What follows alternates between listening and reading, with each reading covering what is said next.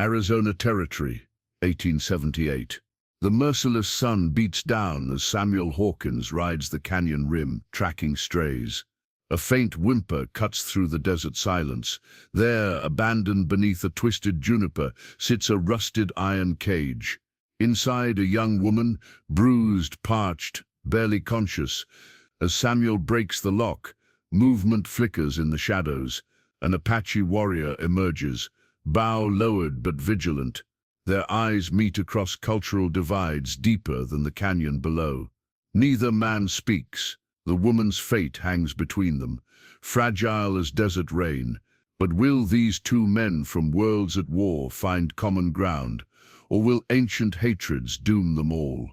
Before we jump back in, tell us where you're tuning in from, and if this story touches you, make sure you're subscribed, because tomorrow I've saved something extra special for you. Samuel Hawkins reached into his weathered vest pocket and withdrew his father's silver pocket watch.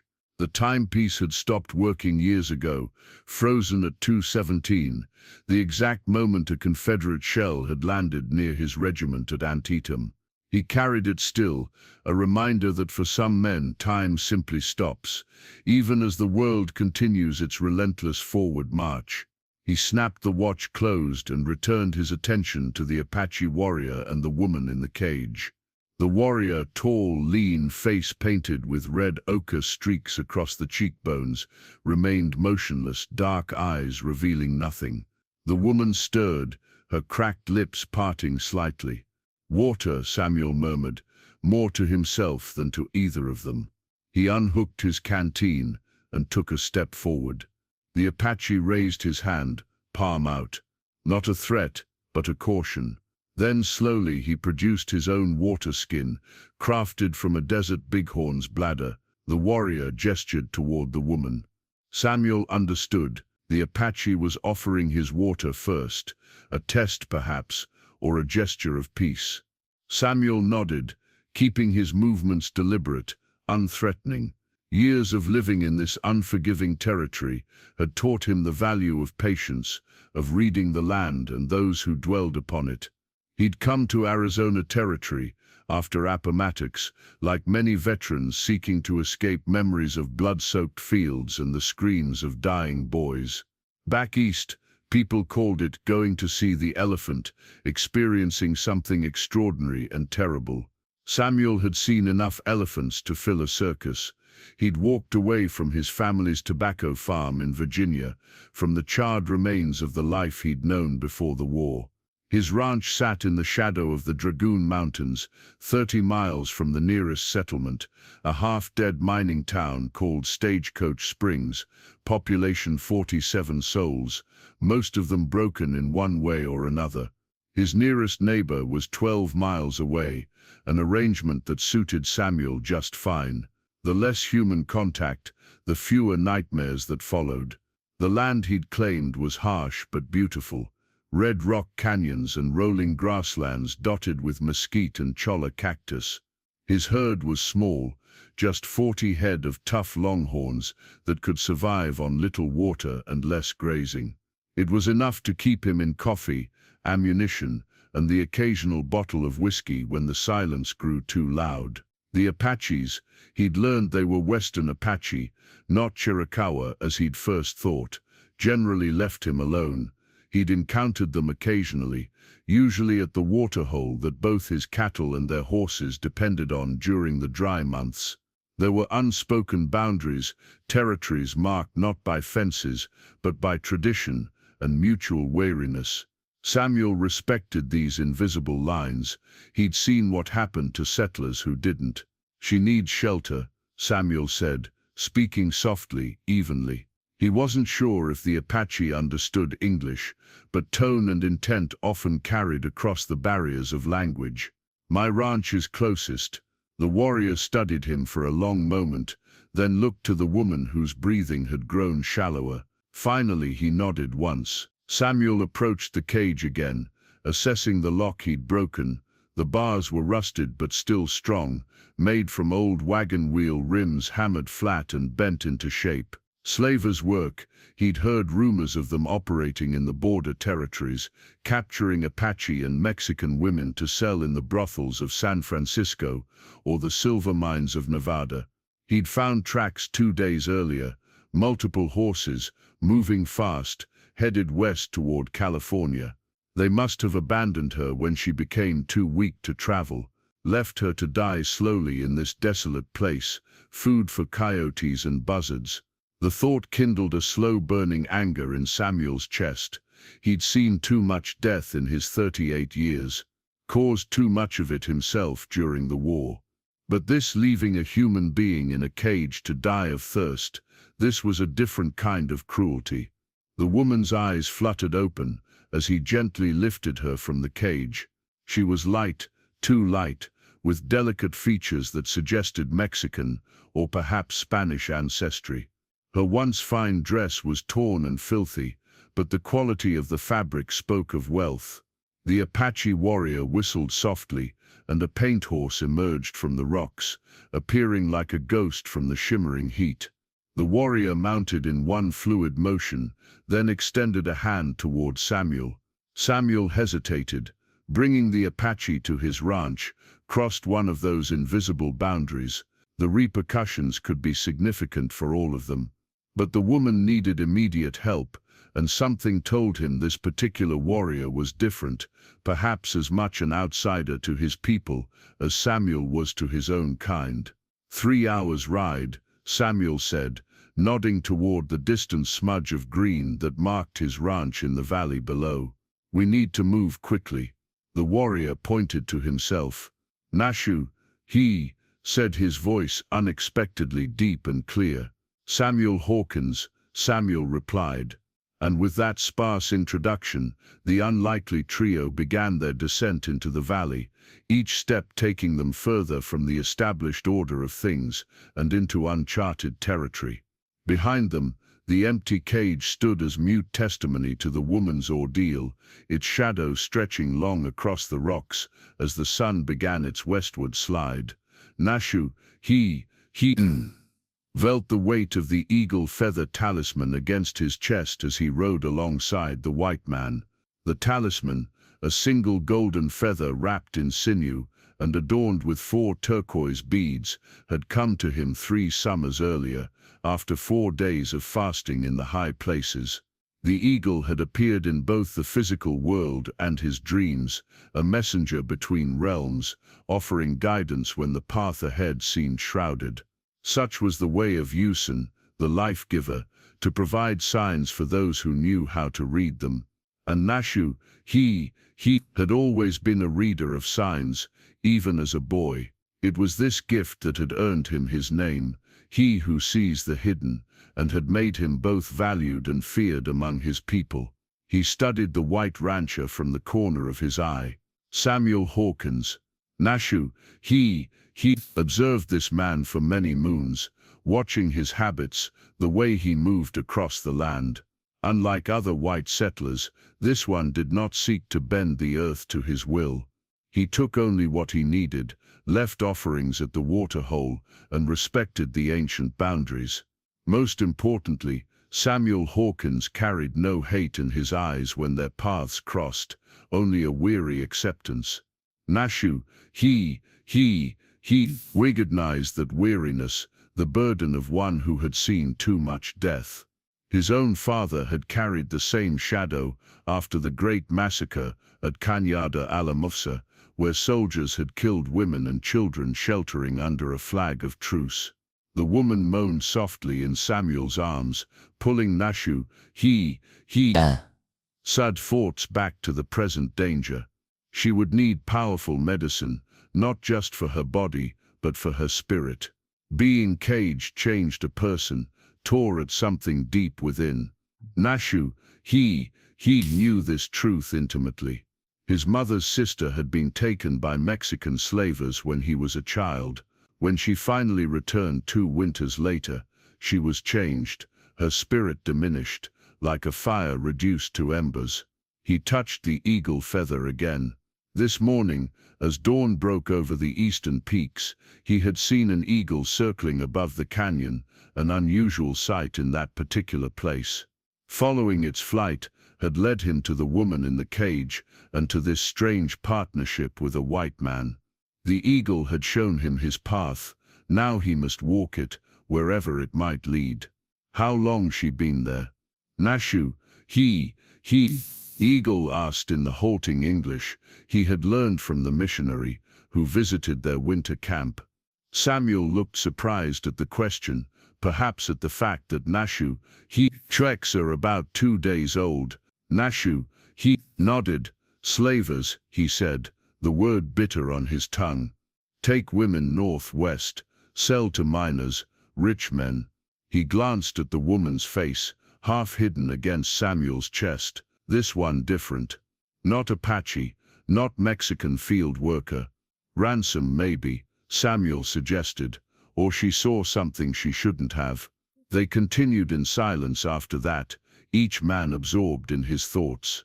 The land around them transformed gradually as they descended, the stark canyon walls giving way to gentler slopes dotted with juniper and pinon pine. In the distance, heat waves shimmered above the valley floor, distorting the view of Samuel's small ranch.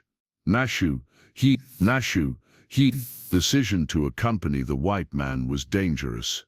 The tribal council, particularly the war chief Red Knife, had become increasingly hostile toward any Apache who maintained relations with settlers.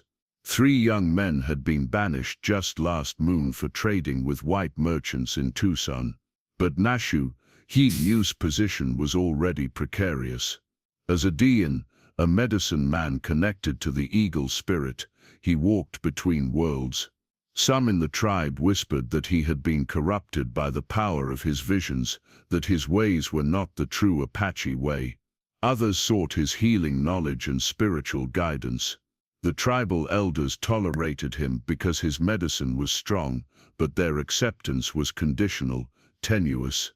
For 5 winters now, Nashu maintained a secret camp high on the mesa, where he preserved the old ways, the ceremonies and songs that were being forgotten, as his people were forced to adapt or perish. It was there he intended to take the woman once she was strong enough to travel. There, away from both Apache camps and white settlements, she might heal properly. As they neared Samuel's ranch, Nashu spotted fresh tracks cutting across their path, unshod ponies moving fast. Apache scouts, almost certainly. News of his actions would reach the tribal council by nightfall. He touched his eagle feather once more, drawing strength from its connection to the sky spirit. The small ranch appeared before them, a simple adobe structure with a pitched roof, a corral holding a dozen cattle, and a natural spring feeding a small garden plot. Modest, but well-maintained, like its owner, the place seemed to belong to the land rather than impose upon it. "You have medicine?" Samuel asked as they approached the house. Nashu, he nodded. "Plant medicine, spirit medicine. Need both." "I've got whiskey and clean bandages," Samuel offered. "Good start." Nashu, he replied, the ghost of a smile touching his lips for the first time. "But need more." As they dismounted before the adobe house, the woman opened her eyes fully, looking directly at Nashu. Her gaze, though weakened by thirst and exhaustion, held intelligence and a fierce determination that surprised him. This one had strength beneath her delicate appearance. Perhaps that was why the eagle had led him to her.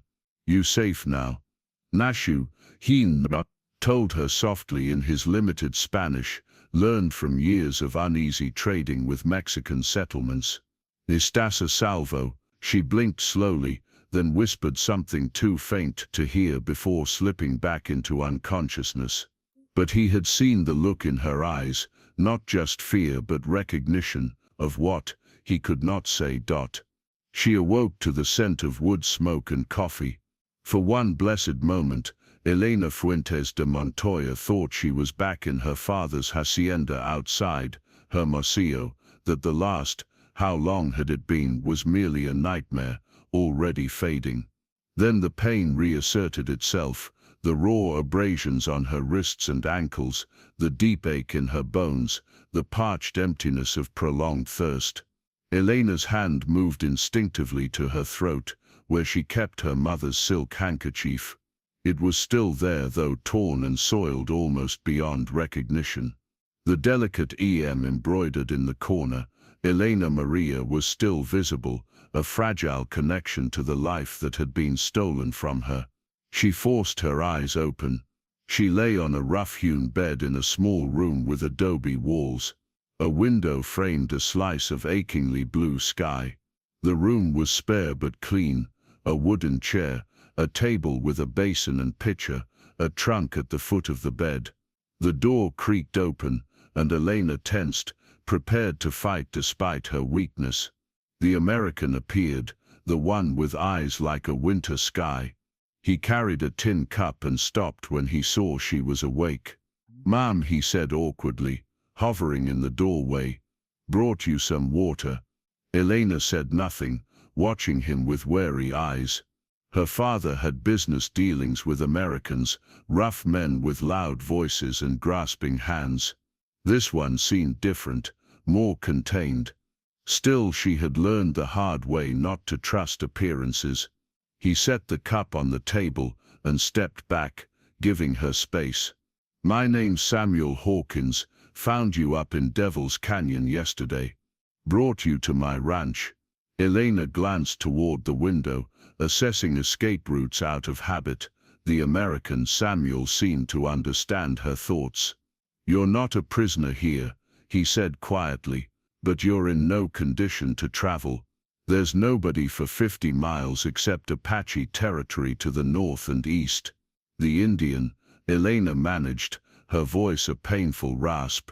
"Where is he?" "Outside, making some kind of medicine." Samuel gestured vaguely. "Says his name is Nashu. Don't know if I'm saying it right."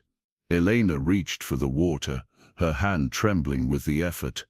Samuel moved to help her but stopped himself, seeming to understand her need to do this herself.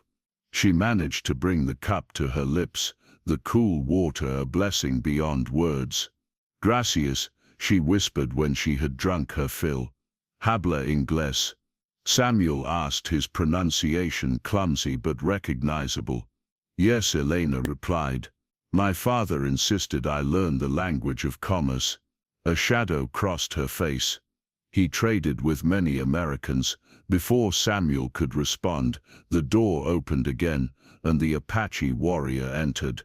In daylight, Elena could see him clearly for the first time, tall and straight-backed with obsidian eyes that seemed to look through rather than at her. He carried a small clay bowl containing a paste that smelled of sage and something else, something earthy and medicinal. "For wounds," he said simply, indicating the paste. "Clean spirit, clean body." Elena found herself strangely unafraid of this man, despite everything she had been taught about the savage Apaches who allegedly raided settlements and took captives. There was a stillness about him, a certainty that reminded her of her grandmother, who had practiced the old ways despite her family's devout Catholicism. "Thank you," she said in Spanish, then remembering his earlier words to her in the canyon added, "Gracias." The warrior, Nashu, nodded once, then turned to Samuel. "Need herbs from canyon." Back before sunset, Samuel seemed about to protest, but then merely nodded. "Be careful, those slavers might still be around." After the Apache had left, an awkward silence fell. Elena felt the American's eyes on her but couldn't read his expression. "What's your name, ma'am?" he finally asked. "Elena," she replied, then after a pause added, "Elena Fuentes de Montoya." Recognition flickered in Samuel's eyes. "Montoya, of the Sonora Montoyas. The silver mines." Elena nodded slightly, her hand tightening on her mother's handkerchief. "My husband's family," she said, the word husband bitter on her tongue. I was traveling north to join him in Tucson when her voice faltered, memories of the attack still too raw. You don't need to talk about it now, Samuel said, mercifully changing the subject. Can you eat something? Got beans and bacon, not much else. Nashu, Lee says you should start with just broth. Broth would be welcome, Elena replied, surprised by the gentleness in this weathered man. He didn't fit her understanding of American men, just as the Apache didn't match the stories she'd been told of bloodthirsty savages. As Samuel turned to leave, Elena called after him. Senor Hawkins, why are you helping me? And why does he help? We are strangers to each other. Samuel paused in the doorway, considering her question. Been asking myself the same thing, he admitted. Don't rightly have an answer, except maybe we've all seen enough suffering. With that he stepped out, leaving Elena alone with her thoughts and the faint smell of sage lingering in the air. By evening, Nashu, Lisa's had returned with a bundle of desert plants, brittle bush, creosote, and wild tobacco among them.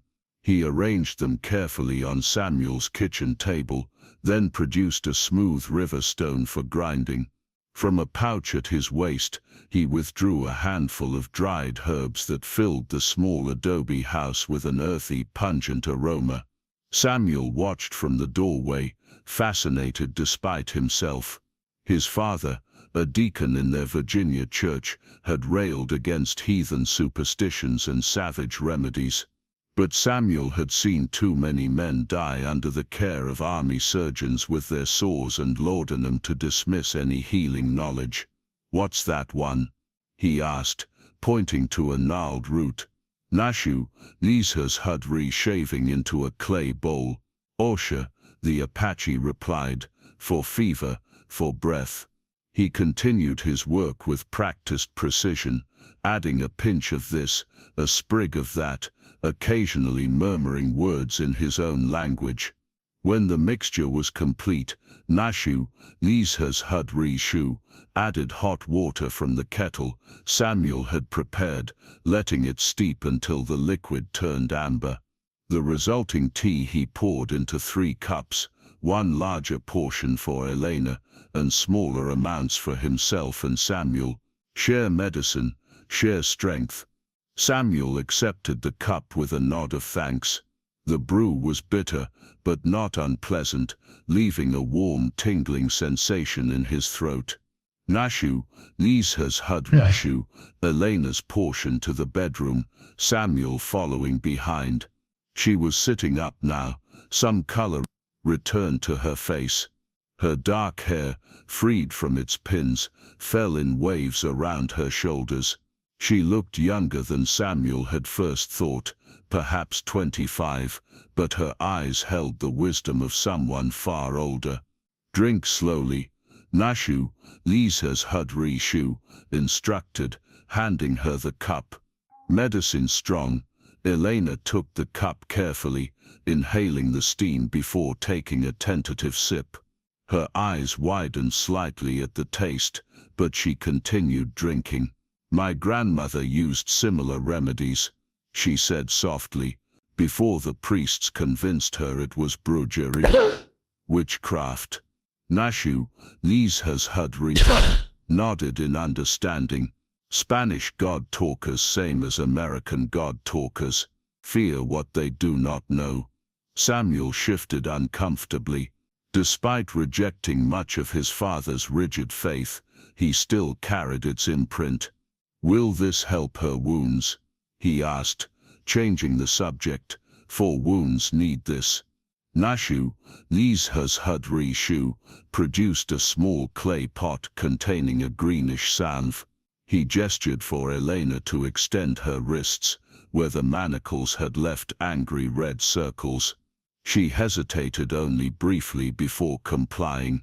Nashu, Lisa's had Chers was gentle as he applied the salve, his movements precise and respectful. Samuel noticed that the Apache never touched her skin directly, using a smooth wooden applicator instead. "Thank you," Elena murmured when he had finished. "It already feels cooler. Rest now.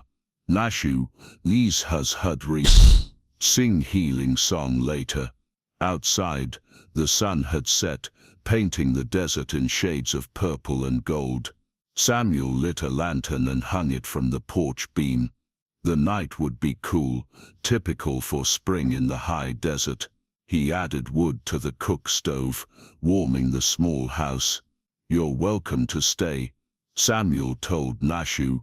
"These has hudri shu," gesturing to a bedroll near the fire. "Not safe to travel after dark. Mountain lions been seen near the east ridge." "Nashu, these has we seen tonight. Fever may come." As if summoned by his words, a cry came from the bedroom. Samuel rushed in to find Elena thrashing in her sleep, her face contorted in fear. "No me tox, deja mia," she cried. "Don't touch me, let me go. Nashu, these has we seen a pining presence." Without a word, he began to sing, a low melodic chant that seemed to fill the small room with something ancient and powerful. Samuel couldn't understand the words, but their effect was immediate. Elena's movements grew less frantic, her breathing slowed. "Nashu, these has we seen Nishuas," weaving a tapestry of sound that somehow conveyed both sorrow and strength. Samuel found himself affected as well, a knot of tension he hadn't realized he was carrying slowly unwinding in his chest. When Elena had settled back into peaceful sleep, "Nashu, these has we silent."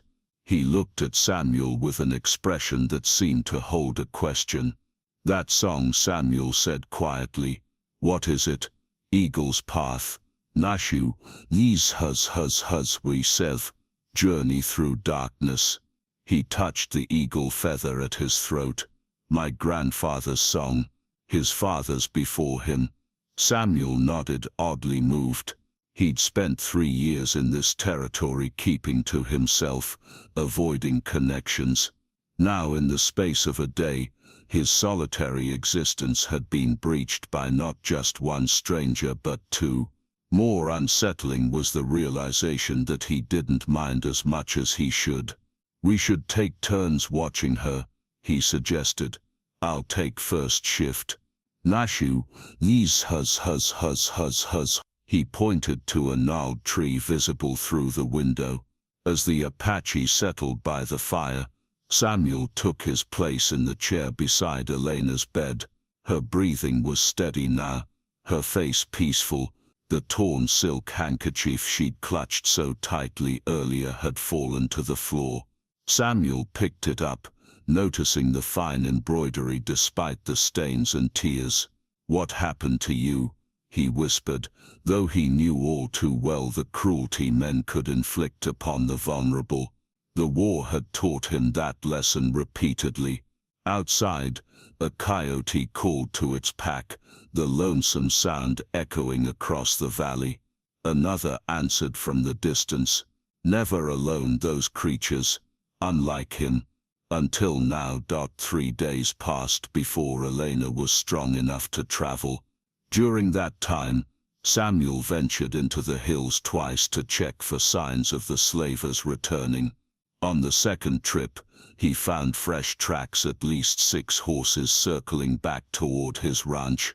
Whoever had caged Elena was looking for her. Upon his return, Samuel spread his worn map across the kitchen table. The yellowed parchment showed territories that no longer matched the realities of the changing landscape. Apache lands shrinking with each new treaty, settlements appearing where once only wilderness had been marked. "They're coming back," he told Nashu. "These has.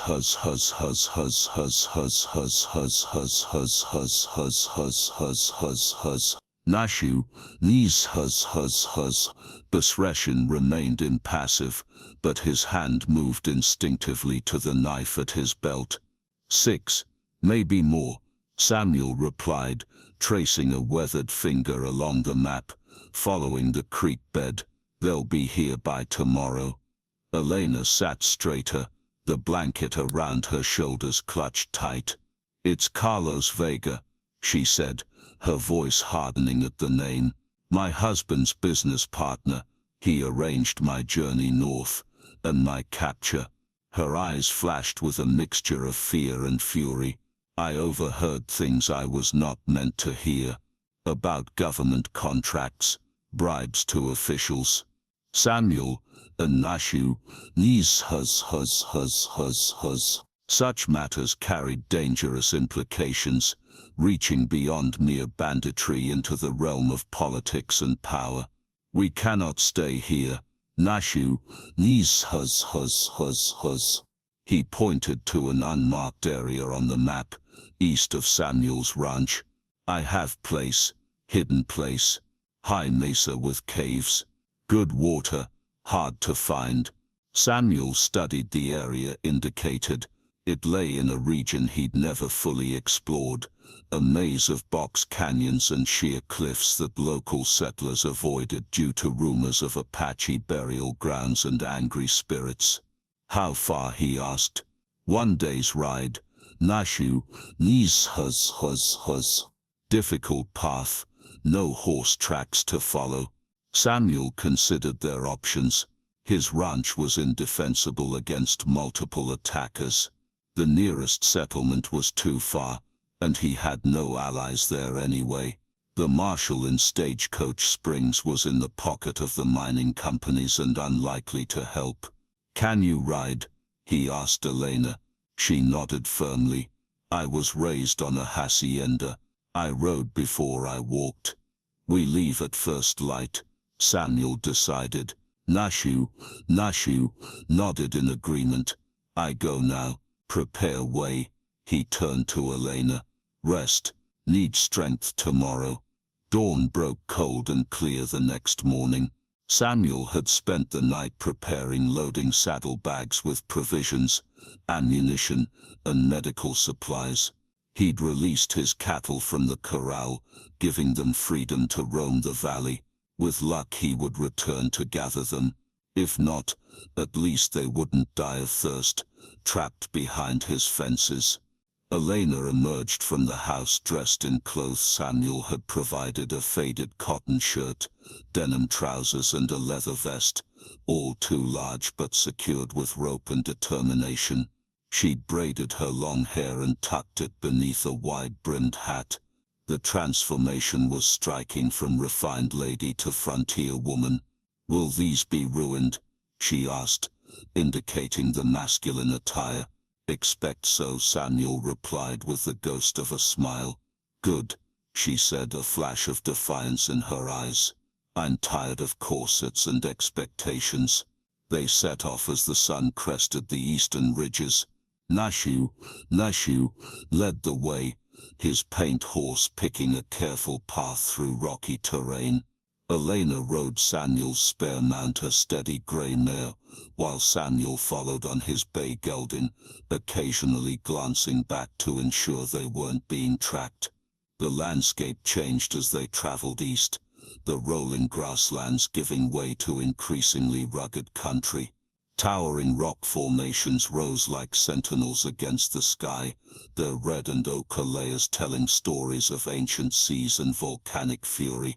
Narrow game trails wound through thorny brush and across dry washes where flash floods had carved deep channels. By midday, the sun beat down mercilessly. They paused in the shadow of a massive boulder, sharing water and dried venison. Elena's face was flushed from exertion, but her eyes remained alert, taking in every detail of the wild country. I never imagined such a place existed, she confessed, gazing at the vast expanse before them. In Sonora the mountains are green, the valleys cultivated for centuries. This feels untamed. Land remembers. Nashu said simply, keeps its power. As they prepared to continue, Samuel spotted a dust cloud far behind them, barely visible but unmistakable against the clear sky.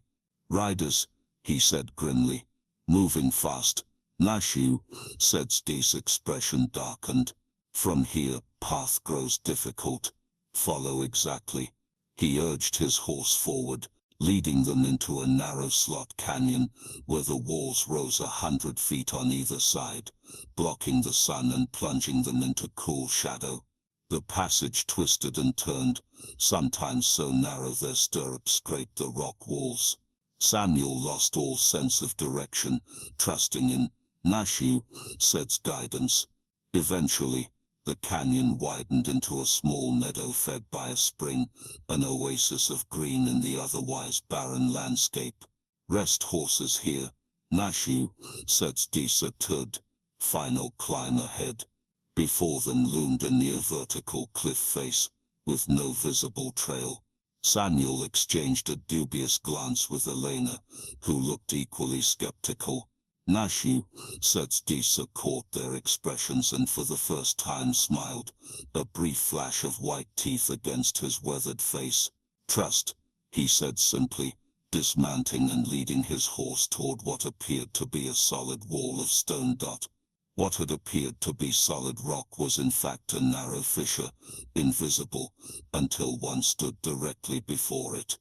Nashu, said Desat, led them through the opening, which widened into a steep switchback trail cut into the cliff face. The horses snorted nervously but followed, Suds clattering on. The ancient stone path. Apache made this path, Samuel asked, keeping his voice low despite the vastness around them. Nashu shook his head. Old ones. Before Apache.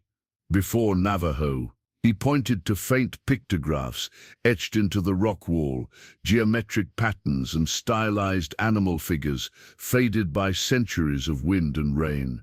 Ancient ones lived high, watched valleys. As they climbed higher, the air grew noticeably cooler.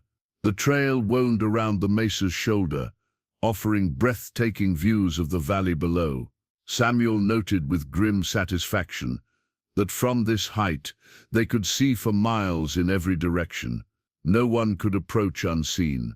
After nearly an hour of careful ascent, the trail leveled out onto a broad plateau. Elena gasped audibly at the sight before them.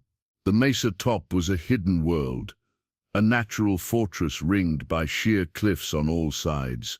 A spring bubbled from the rock, feeding a small but vibrant ecosystem of juniper trees, grasses and flowering cacti.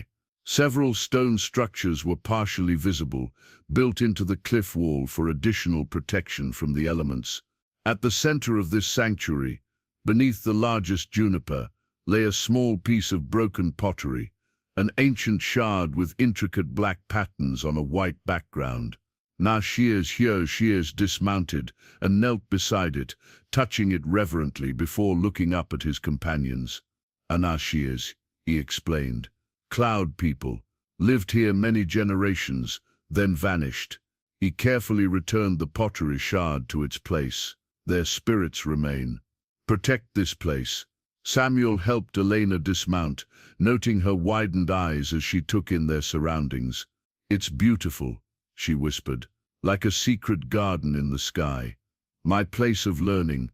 Now shears, said, leading the horses to a natural corral formed by a semicircle of stones. Come to understand old ways, old songs. He glanced at Samuel. Not many white men see this place. I'm honored, Samuel replied, meaning it. He understood the trust being extended to him. Now shears, nodded once, accepting his words, then led them to the largest of the stone structures. The entrance was low, requiring them to duck their heads. Inside, the temperature dropped significantly, the thick stone walls providing natural insulation from the desert heat. The interior was simple, but surprisingly comfortable. Woven mats covered the packed earth floor. Clay pots of various sizes lined stone shelves cut into the wall. In the center, a fire pit with a smoke hole above provided both warmth and cooking space. Bundles of dried plants hung from the ceiling, filling the air with earthy fragrances. Rest here,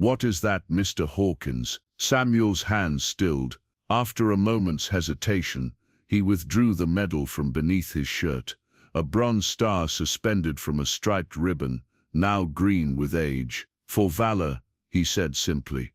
Antietam, September 1862. You were a soldier, Elena observed. Samuel's weathered face revealed little, but his eyes held shadows deeper than the night outside. Union Army, 12th Virginia, loyal to the North despite being from a Confederate state. His voice took on a distant quality. Our regiment got caught in the cornfield. Bloodiest single day of the war. Lost 300 men in 20 minutes. He turned the medal over in his calloused palm. They gave me this for carrying the colors after 4 other men died, holding them. Called it bravery. A bitter smile touched his lips. Wasn't bravery. Just didn't care if I lived or died by then. Nash yes. Who had been mixing pigments in a stone bowl, looked up. Death wish, he said with surprising understanding. Warrior sickness. Many braves feel this after too much killing. Samuel's eyes met the Apaches, recognition passing between them. After the war, couldn't go home. Everything changed. The land, the people, mostly me. He carefully tucked the medal away again. Came west, figured the desert wouldn't ask questions. The confession hung in the air, punctuated by the drumming rain and crackling fire. Elena moved closer to the flames, drawing her blanket around her shoulders. My father arranged my marriage when I was 16, she said, after a while. Carlos Vega was my husband's friend, a businessman from Mexico City with government connections. I was raised to be decorative, obedient. Her voice hardened, until I heard them discussing their arrangement with the territorial governor, Apache children to be taken for educations, while their parents were relocated. Mining contracts on reservation land. She looked directly at Nash. Yes. They spoke freely in front of me. Women are furniture to men like them, present but not listening. Her hands trembled slightly. When I confronted my husband, he struck me for the first time. Carlos suggested a cooling period while traveling to the northern properties. Her bitter laugh held no humor. The northern properties became a cage in the desert. Nash yes. Nodded slowly, absorbing her words. Many treaties, many promises, all broken. He added more wood to the fire, sending sparks swirling upward toward the smoke hole. My father was war chief, believed white man's words, died with blue coat's bullet in his heart during peace talk. He rose and retrieved a small bundle, wrapped in deerskin from a niche in the wall. Carefully unwrapping it, he revealed several items: an eagle bone whistle, a stone arrowhead, and a piece of faded blue cloth with brass buttons. Father's blood, he explained, pointing to dark stains on the blue fabric. From soldier's uniform, reminder of white man's treaties. His expression remained impassive, but his eyes reflected the firelight like obsidian blades. My mother's brother taught me healing ways, spirit ways, said revenge brings only more death. He rewrapped the bundle with reverent care. Some in tribe call me traitor for not seeking vengeance. Others fear my medicine power. A flicker of emotion crossed his face, so brief Samuel almost missed it. Walk alone between worlds. The rain intensified, water now streaming past the dwelling's entrance like a translucent curtain. The three fell silent, each lost in private thoughts. Samuel realized with startling clarity that they were united not just by circumstance but by a shared alienation, each an outsider to their own people. We should get some rest, he finally said, practical as always. Storm might wash away our tracks, but those men won't give up easily. Not with what Elena knows. Nash yes. Nodded in agreement. Tomorrow, teach more desert skills. Water finding, star navigation. He looked at Elena. And you teach Spanish words. Good to understand more languages. Elena smiled, a genuine smile that transformed her face, revealing the woman she might have been under different circumstances. "I would like that." As they prepared their sleeping places, Samuel caught Elena watching him with a thoughtful expression. "What?" he asked, suddenly self-conscious. "I was thinking," she replied softly, "that perhaps the desert does ask questions, Mr. Hawkins, just different ones than those you left behind." Samuel had no answer for that, but as he lay awake listening to the rain, he found himself wondering if perhaps she was right, and whether after all these years of silence, he might finally be ready to respond. Dawn arrived with the clarity that follows desert storms, the air scrubbed clean, colors intensified, the world renewed. "Nash yes,"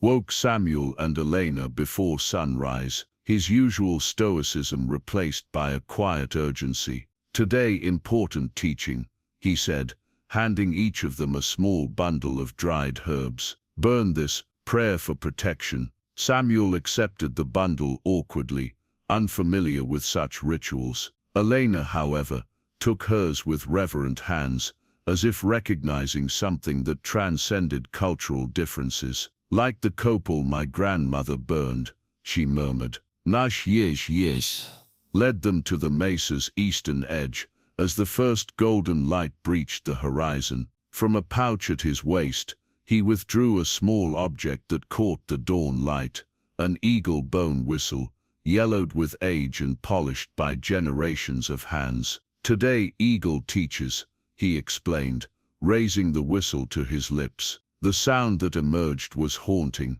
not quite music, not quite language, but something primal that seemed to pierce the veil between worlds. "Nash yes," sounded the whistle 3 times, then fell silent, gazing intently at the vast sky. Minutes passed. Samuel shifted impatiently, but remained quiet, respecting the ceremony despite his skepticism. Elena stood perfectly still, her face turned toward the lightening sky, with an expression of hopeful expectation. Then, just as Samuel was about to speak, "Nash yes," pointed. A dark speck appeared against the distant cliffs, growing larger as it approached. An eagle, massive, majestic, its wingspan easily 6 feet across, circled high above them, riding the morning thermals.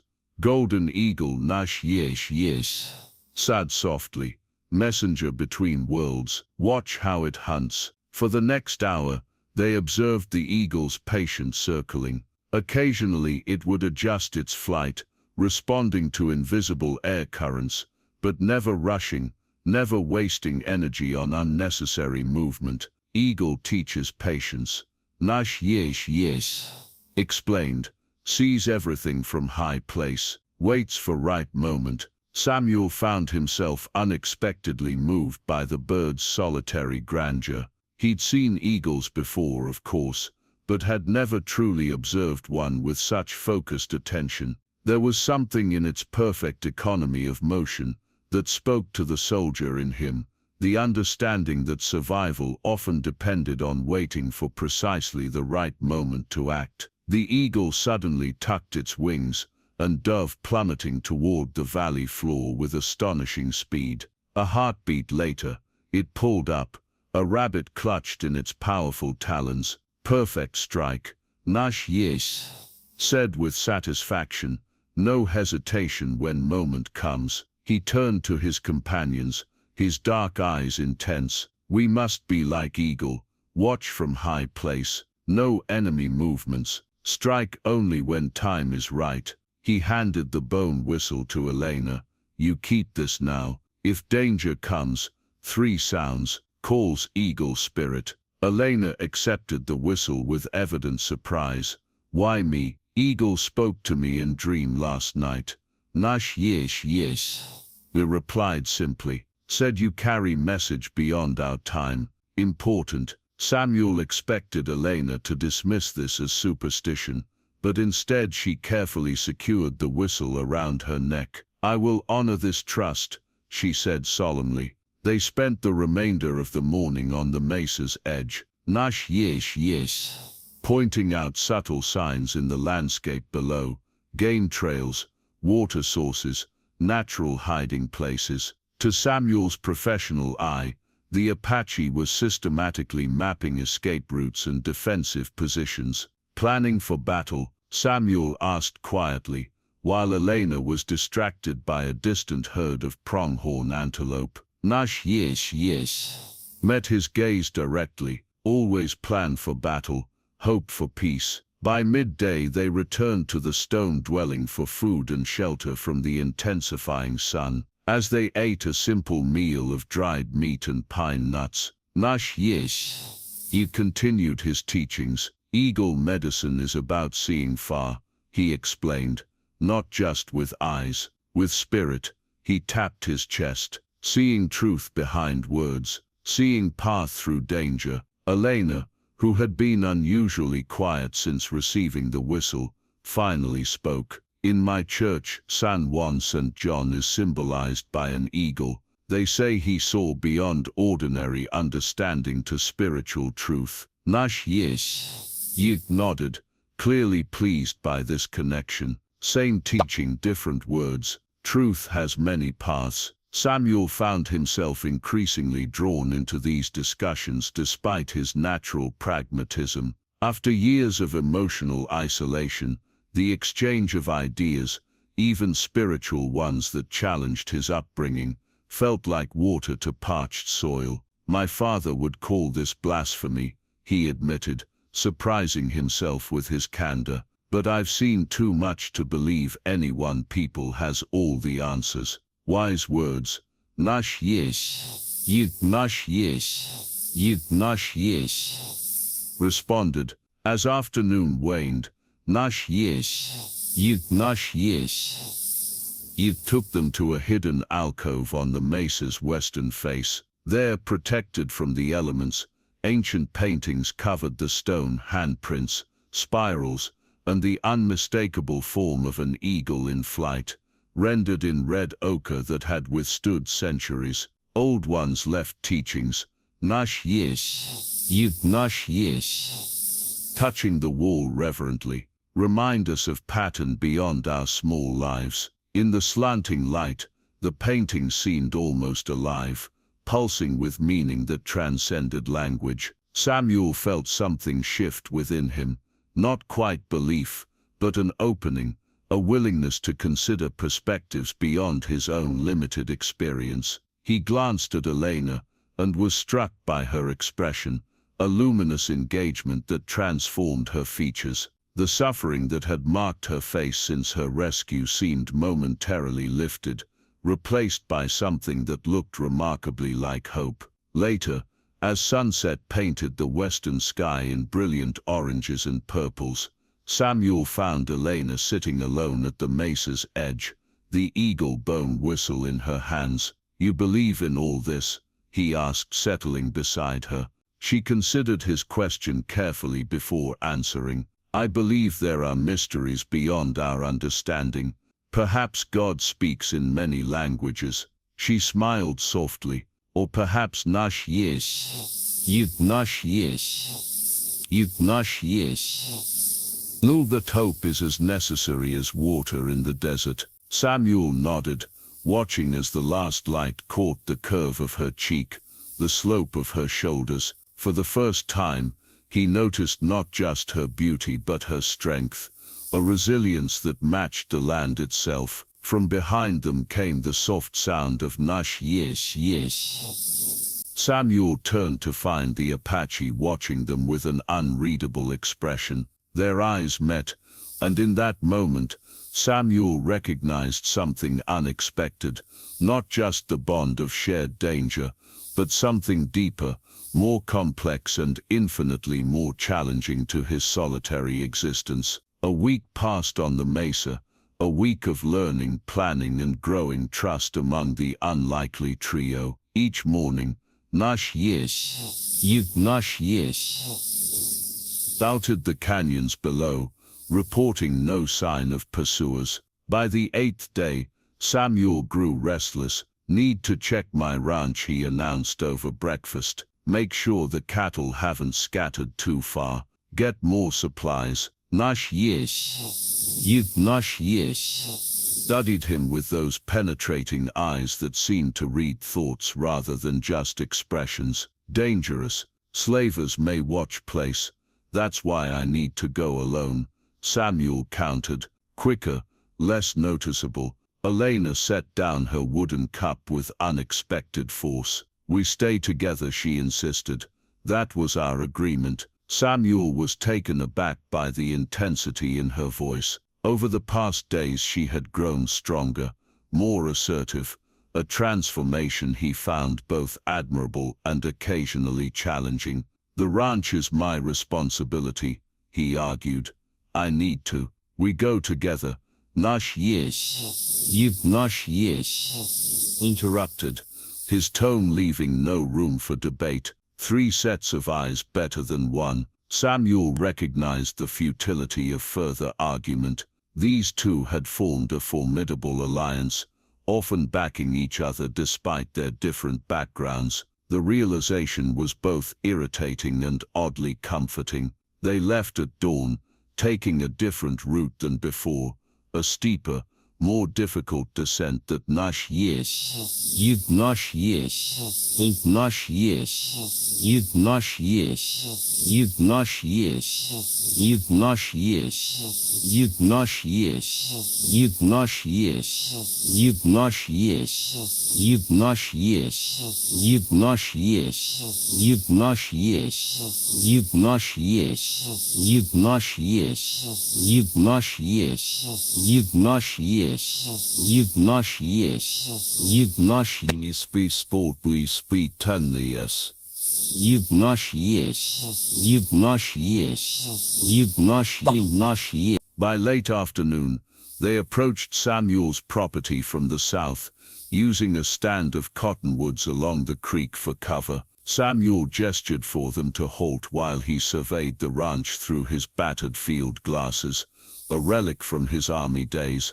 The stillness struck him first. No smoke from the chimney, no cattle in the near pasture, no birds perched on the corral fence. Everything appeared exactly as they had left it, yet somehow fundamentally changed. Something's wrong, he murmured, passing the glasses to Nash yes.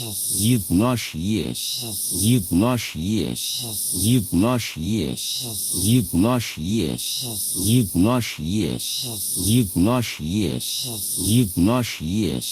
Yugnash yes. Yugnash yes. Yugnash yes. Yugnash yes. Yugnash yes. Yugnash yes. Yugnash yes. Yugnash yes. Yugnash yes. The Apache studied the scene, his expression darkening. Front gate broken, he observed quietly. Boot prints by water trough. Many men.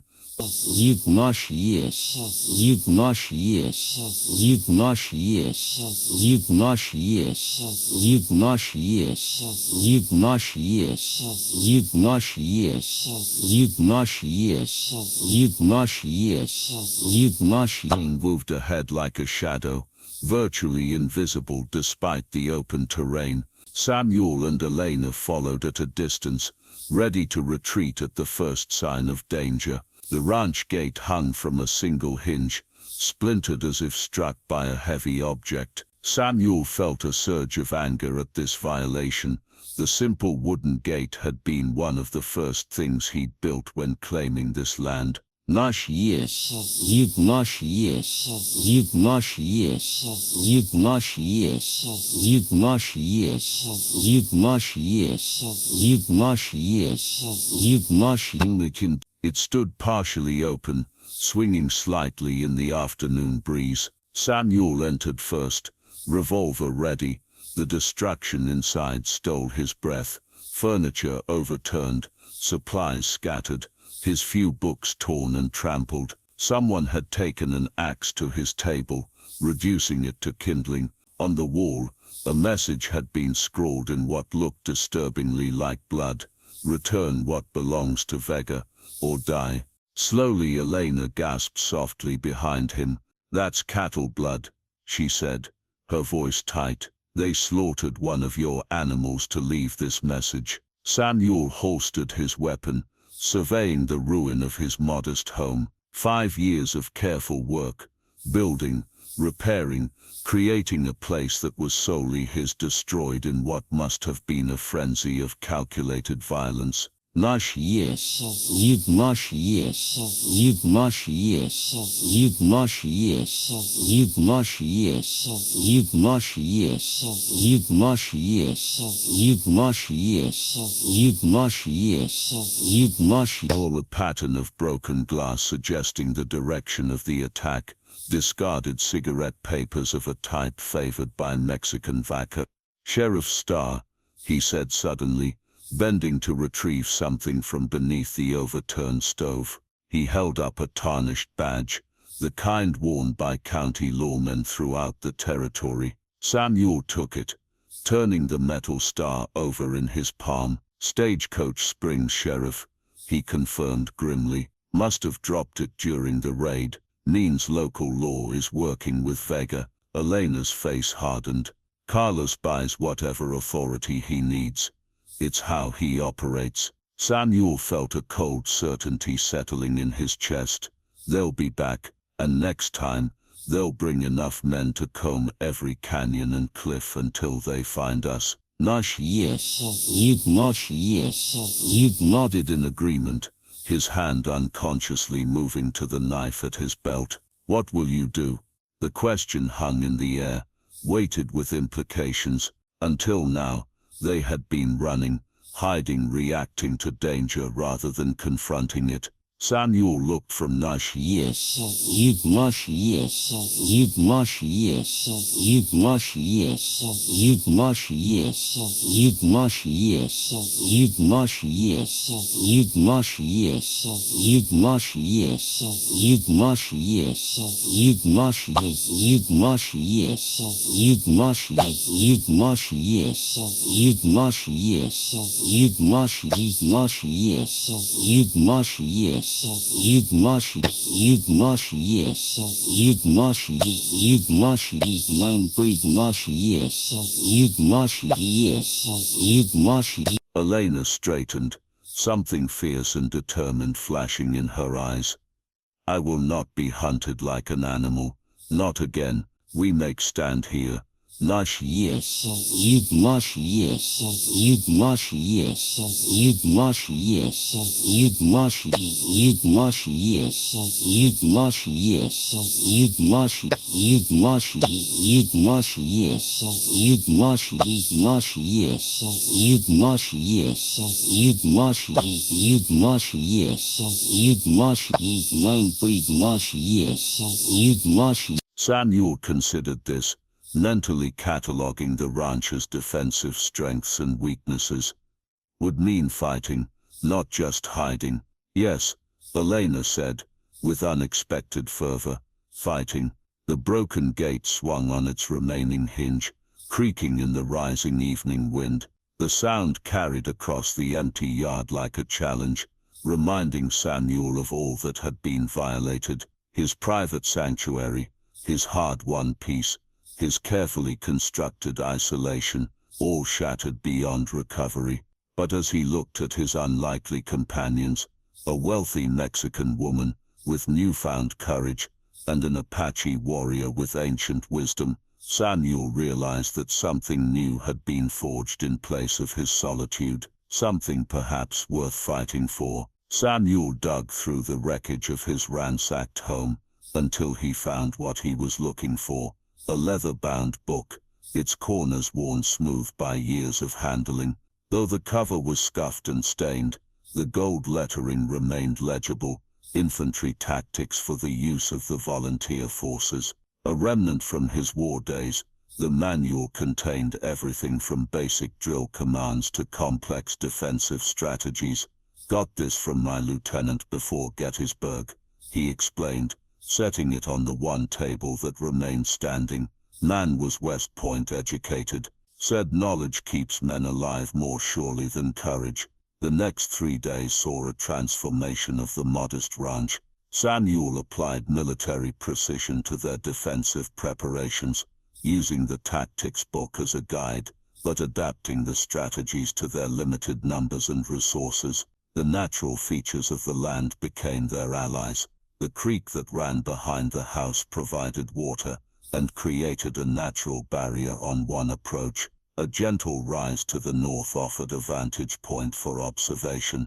The corral, though damaged, could be reinforced to serve as a fallback position. In the war, we dig trenches, Samuel explained as he sketched a rough map in the dirt.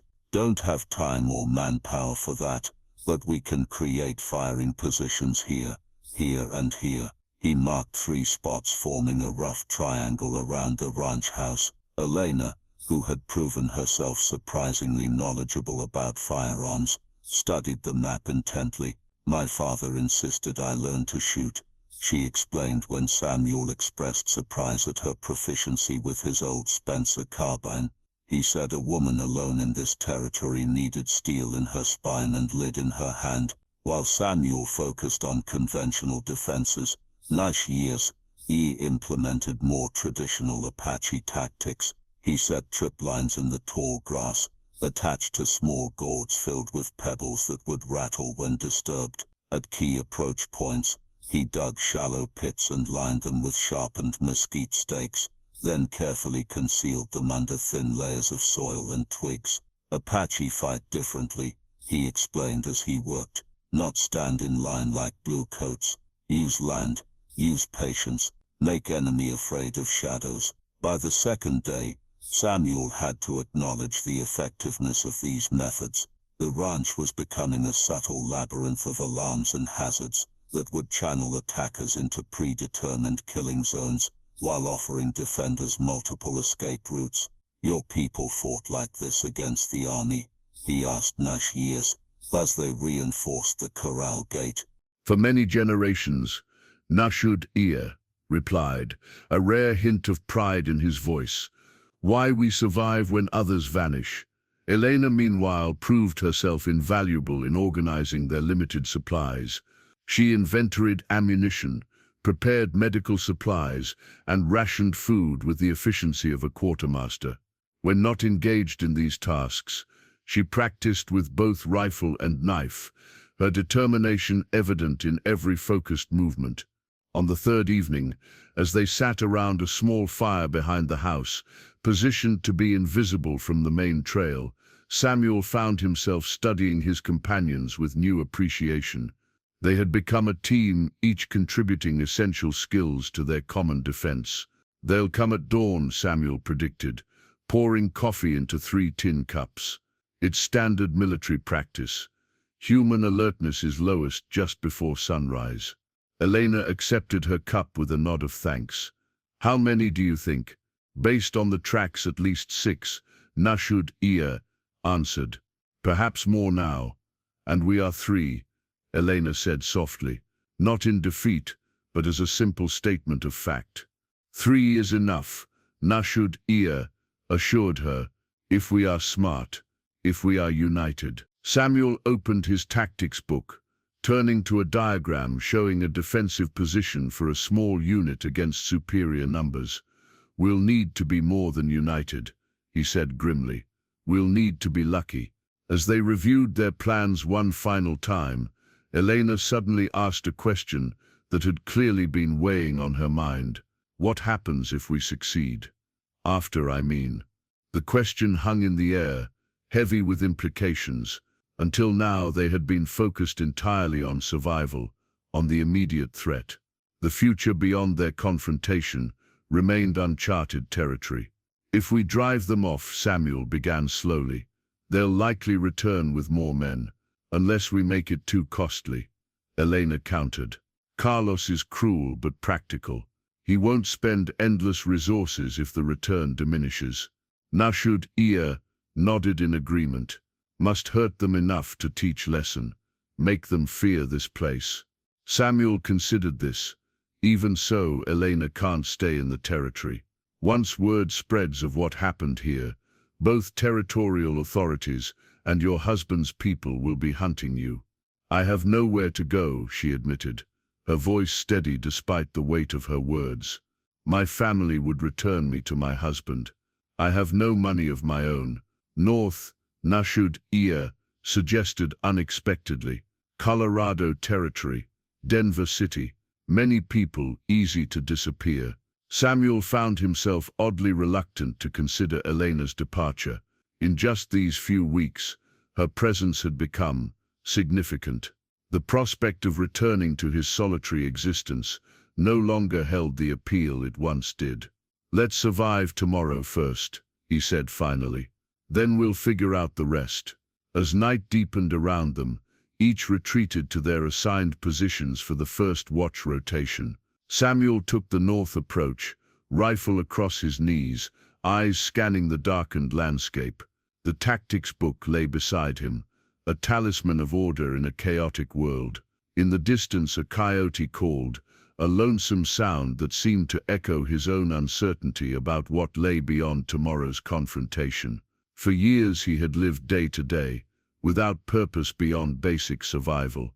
Now, suddenly, the future mattered again. The realization was as terrifying as it was exhilarating. Dawn came with no attack, nor the next dawn after that. The waiting gnawed at their nerves, the constant vigilance exhausting. On the third morning, as Samuel scanned the eastern horizon for dust clouds that might signal approaching riders, Nashud Ear appeared beside him, moving with his characteristic silence. "Riders," the Apache said quietly, pointing not east toward town but north toward the mountains. Samuel raised his field glasses. 3 mounted figures approached at an unhurried pace, their straight-back posture and distinctive silhouettes immediately identifying them as Apache. "Your people?" Samuel asked, tension coiling in his gut. Nashud Ear nodded once. "Council sends messengers." "Not warriors." He pointed to a staff the lead rider carried, a wooden pole decorated with eagle feathers and strips of hide. "Talking stick." "Means they come for words, not fighting." "What do they want?" "Me." Nashud Ear replied simply. "News travels. They know I shelter with white man, protect Mexican woman." Samuel lowered the glasses. "Are you in danger?" Nashud Ear. His expression remained impassive, but his eyes held a weight that spoke volumes. "Perhaps. Tribal law complex. Some will say I betray Apache ways." He touched the eagle feather at his throat. "Others understand I follow different path." Elena joined them, alerted by their focused attention. When the situation was explained, her face showed immediate concern. "You can't go alone," she insisted. "It could be a trap." "Council messenger carries talking stick." Nashud Ear explained patiently. "Sacred object. Guarantees safe passage." Still, Samuel interjected, surprising himself with his vehemence. "Elena's right. You shouldn't face them alone." Nashud Ear studied him thoughtfully. "You would enter Apache camp. Risk much. We risk much together already." Samuel replied. An hour later, the 3 Apache messengers arrived at the ranch's perimeter. They remained mounted, maintaining a formal distance. The leader, a stern-faced warrior, with gray streaks in his braided hair, addressed Nashud Ear in their native tongue. The conversation was brief, the words unintelligible to Samuel, but the gravity of the exchange needed no translation. When it concluded, Nashud Ear turned to his companions. "Council summons me, must explain my actions." His eyes moved between Samuel and Elena.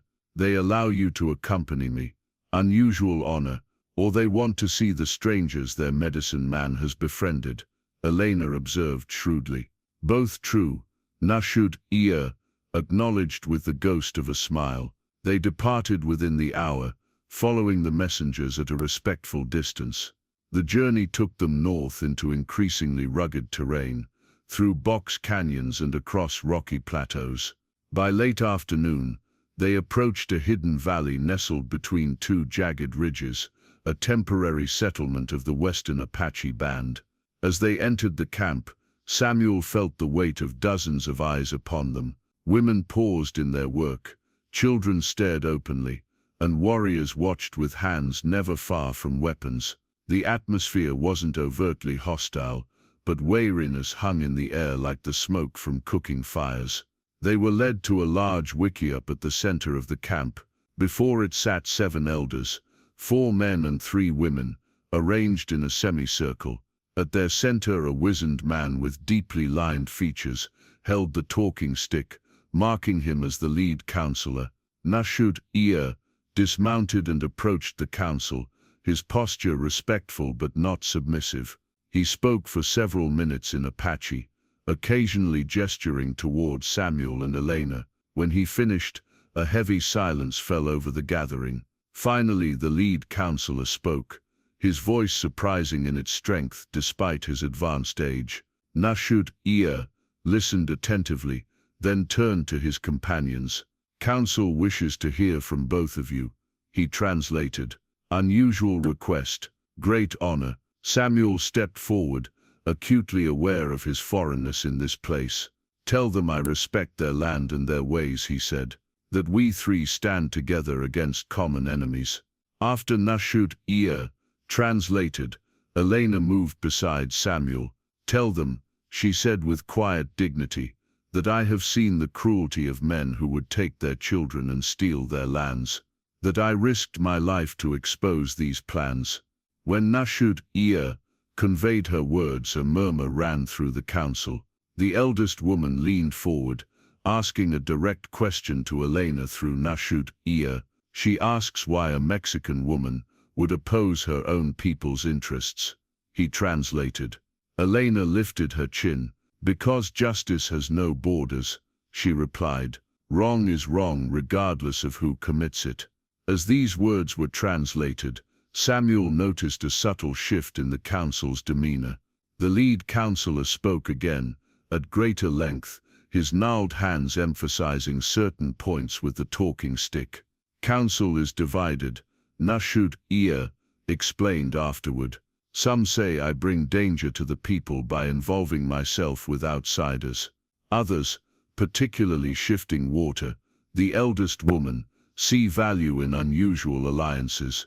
A younger warrior suddenly stepped forward from the watching crowd, addressing the council with passionate intensity. His words, though incomprehensible to Samuel, clearly conveyed challenge. "Red Knife," Nashud-Ea murmured. "War leader, says white men always bring death, Mexican words always hide lies." The debate intensified, more voices joining from both council and crowd. Samuel and Elena stood silent, understanding that this moment would determine not just Nashud-Ea standing with his people, but also the fate of their unlikely alliance. Finally, the lead counselor raised the talking stick, silencing all voices. He spoke directly to Nashud-Ea, his weathered face inscrutable. "Council reaches decision." Nashud-Ea translated, his voice carefully neutral. "I may continue my chosen path, but responsibility for consequences rests on my shoulders alone. If danger comes to the people through my actions, I will answer with my life." He paused, then added, "They extend guest rights to you both until next moon. After that, your presence near Apache lands will be judged based on your actions." Samuel released a breath he hadn't realized he was holding. It wasn't full acceptance, but it was enough, space to act, time to prove intentions. As they prepared to depart, the elderly woman counselor, shifting water, approached Elena. Without ceremony, she pressed something into Elena's hand, a small pouch of soft deerskin. "Medicine," Nashud-Ea explained quietly. "For protection, rare gift to outsider." Elena's eyes filled with unexpected tears. "Gracias," she whispered, clutching the small token. The old woman nodded once, her ancient eyes holding wisdom that transcended language and culture. In that silent exchange, Samuel glimpsed something profound, the fragile beginning of understanding across divides that had seemed insurmountable. Their supplies dwindled steadily, ammunition, coffee, salt and flour running perilously low. A week after the council meeting, Samuel announced his intention to ride into Stagecoach Springs for provisions. Too dangerous, Elena protested. The sheriff is working with Carlos. Precisely why I need to go, Samuel countered. Scout the situation, gauge how many men Vega has in town. We can't defend against what we can't see. Nashut Ia, who had been fletching arrows by the fire, looked up.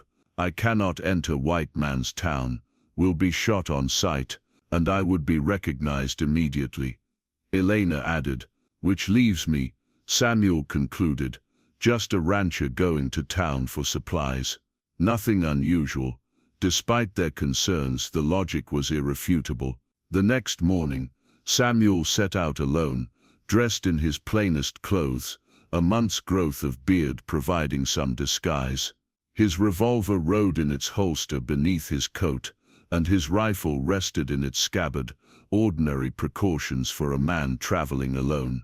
Stagecoach Springs appeared on the horizon by midday, a dusty collection of wooden buildings strung along a single wide street. Once a promising silver mining venture, the town had dwindled as the ore played out, leaving behind a handful of merchants, a saloon, and those too stubborn or broken to move on.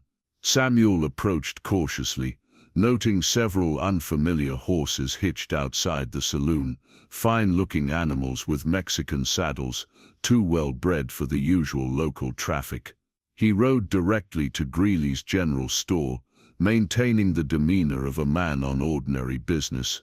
Inside, he found old Greeley himself behind the counter, spectacles perched on his bulbous nose as he tallied figures in a ledger. The storekeeper glanced up, recognition and something like alarm flashing across his features. Hawkins, he said flatly. Been a while, need supplies, Samuel replied, placing a list on the counter, willing to pay cash. Greeley studied the list with exaggerated care, clearly stalling. Might take time to gather all this. I'll wait. The storekeeper's eyes darted toward the door. Been some talk about you, Hawkins. People wondering about your associations. Samuel maintained a neutral expression. Don't know what you mean. Sheriff says you've been harboring undesirable elements. Says you interfered with some legitimate business travelers. Greeley lowered his voice. Mexican gentleman been asking questions, offering rewards for information. That's so. Samuel kept his tone casual, while taking mental note of every detail.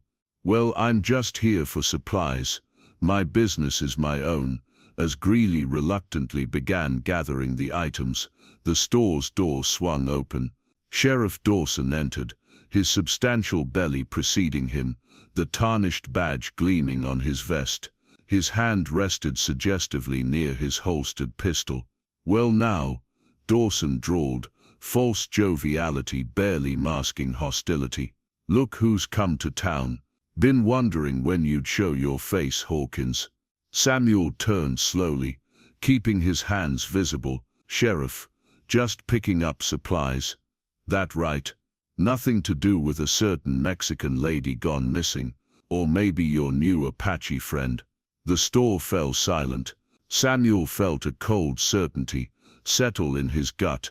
The confrontation he'd expected had arrived. Don't know what you're talking about, he replied evenly. My business is ranching, nothing more. The sheriff's smile didn't reach his eyes. Funny thing, got some gentlemen in town say different. Say you've interfered with their property recovery efforts. Property? Samuel couldn't keep the edge from his voice. You mean a woman in a cage? Dawson's expression hardened. Careful, Hawkins. That's a serious accusation against respected businessmen. How much? Samuel asked quietly. Pardon, how much did they pay you to wear that badge and look the other way while they hunt human beings? The sheriff's face flushed with anger. You're treading dangerous ground, mister. I've got authority to detain anyone suspicious, and you're looking mighty suspicious. Samuel calculated his options rapidly. A direct confrontation would serve no purpose, might even endanger Elena and Nash's. Usually if he didn't return, better to retreat tactically, now that he had the information he needed. No quarrel with the law, Samuel said, forcing his voice to remain steady. Just want my supplies. Unexpectedly, a new voice entered the conversation. Let him be, Sheriff. All eyes turned to Emmett Walsh, the blacksmith, who had entered unnoticed. A mountain of a man with forearms like oak branches, Walsh commanded respect even from Dawson. This ain't your business, Walsh, the sheriff warned. Maybe not, the blacksmith replied, moving to stand beside Samuel, but I reckon a man's got a right to buy supplies without harassment, especially a neighbor who's always dealt fair. Several other townspeople had gathered, drawn by the confrontation. Samuel recognized Jacob Miller, whose daughter he'd helped when her wagon broke down last winter, and old Mrs. Peterson, to whom he occasionally brought fresh meat. The sheriff sensed the subtle shift in the room's atmosphere. His authority, it seemed, wasn't as absolute as he'd assumed. Just doing my job, Dawson muttered, backing toward the door. But hear this, Hawkins, those Mexican gentlemen ain't leaving. They got friends in territorial government. Whatever you're mixed up in, it won't end well. His gaze hardened. You tell that Apache if he comes near town he's dead, and the woman goes back where she belongs. After the sheriff departed, Walsh turned to Samuel. Don't know what you've gotten yourself into, Hawkins, but them Mexicans are bad business. Been throwing money around, hiring guns. How many? Samuel asked. Started with 6, now maybe 15 men. Walsh lowered his voice. Word is they're waiting on something, or someone. Samuel nodded his thanks, completing his purchases quickly. As he loaded his supplies, Mrs. Peterson approached, pressing a small parcel into his hands. Medicine, she whispered. For the girl, my Henry said he saw her in that cage when they brought her through. Wasn't right, what they did. Samuel rode out of town at an unhurried pace, conscious of watching eyes. Only when Stagecoach Springs had disappeared behind him did he spur his horse to a gallop, racing against the setting sun and the knowledge that time was running out. The weather changed the day after Samuel's return from town. Dark clouds gathered on the western horizon, unusual for the season. The air grew heavy with the promise of rain, and a restless wind sent the weather vane atop Samuel's barn spinning in erratic circles. Storm coming, Nash's Heisha observed, studying the darkening sky with a practiced eye. Big medicine, good time for fighting, bad time for dying. Samuel had relayed everything he'd learned in town, the growing number of hired guns, the sheriff's threats, and the unexpected support from some townspeople. Now as they made final preparations, the approaching storm added urgency to their work. 15 men, Elena said, checking the loading of Samuel's spare revolver. She had proven surprisingly proficient with firearms. Against our 3, numbers not always decide victory. Nash's Heisha replied, carefully laying out arrows tipped with different types of points, some barbed for flesh, others wrapped with oil-soaked cloth for fire. Samuel emerged from the house, carrying several glass bottles filled with coal oil. Found these in the root cellar, he explained. Figured we might need something that evens the odds. They worked through the afternoon, reinforcing defensive positions, setting trip wires across likely approach routes, and preparing fallback points in case they were overrun. The methodical work kept darker thoughts at bay, but as evening approached and the first distant rumble of thunder rolled across the valley, the enormity of what they faced could no longer be ignored. Might be our last night, Samuel said quietly as they shared a simple meal inside the house. Anyone having second thoughts, now's the time, no shame in it. Elena looked up from her plate, her gaze steady. Where would I go? Back to a husband who sees me as property. To a life of silent submission. She shook her head firmly. I would rather die on my feet. Nash's Hija nodded in approval. Good words, warrior words. Samuel studied them both. These unlikely companions fate had thrust into his solitary existence. In the weeks since finding Elena in that cage, something had shifted inside him, a thawing of the frozen places the war had left behind. Whether they survived tomorrow or not, he realized he was no longer the same man who had hidden himself away from the world. There's something I need to say, he began awkwardly, unaccustomed to expressing such thoughts. Whatever happens tomorrow, I'm grateful for both of you. Elena's expression softened. Samuel Hawkins, admitting to human feeling, the world truly must be ending. Despite her teasing words, her eyes held genuine warmth. Three strangers become family. Nash's Hija said simply, old story, good story. The word family hung in the air between them, carrying weight and possibility. Samuel felt a tightness in his chest that had nothing to do with fear of the coming battle. As if sensing the emotional currents, Elena abruptly stood. I should check the western perimeter before it's fully dark. She slipped outside, leaving the two men in momentary silence. Nash's Hija perceptive gaze followed her departure, then returned to Samuel.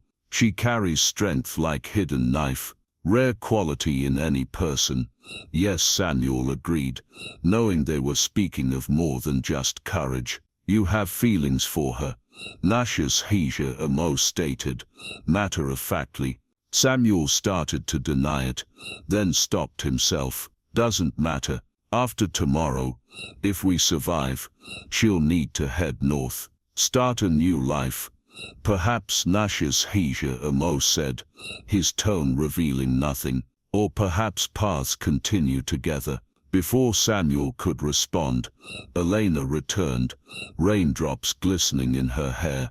Storm's almost here, she reported, winds picking up from the southwest. The conversation shifted to practical matters, watch rotations, signals they would use in darkness, final adjustments to their defenses. Yet beneath these discussions, emotional undercurrents swirled as complex and powerful as the approaching storm. Later, as Samuel took the first watch from the vantage point of his reinforced barn loft, he reflected on Nash's Hija said. The Apache had spoken of feelings, but had revealed none of his own. Yet Samuel had seen how Nash's Hija looked at Elena when he thought no one was watching, with quiet admiration, and something deeper, more profound. The realization should have sparked jealousy, but instead brought an unexpected clarity. Their three lives had become intertwined in ways that defied conventional understanding. Whatever lay between them was no simple matter of competing affections, but something more complex and perhaps more enduring. Lightning flashed, briefly illuminating the landscape. In that stark momentary brightness, Samuel spotted movement at the edge of his property. A lone figure on horseback quickly vanished back into darkness. A scout, most likely, assessing their position before the main force arrived. The attack would come with dawn, he was certain. Their enemies would use the storm as cover, expecting it to hinder the defenders more than the attackers. A sound strategy, one Samuel might have employed himself during the war.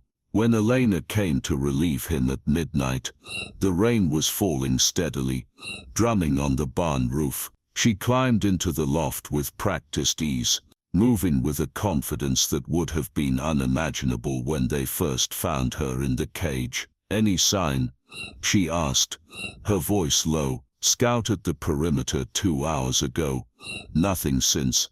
She nodded, settling beside him with her rifle cradled in her arms.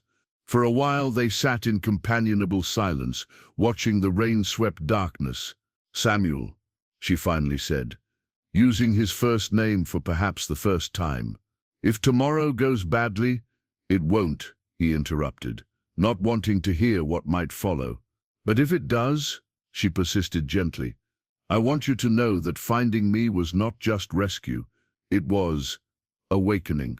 She turned to face him, her expression earnest in the dim lantern light. I was caged long before those men put me in iron bars.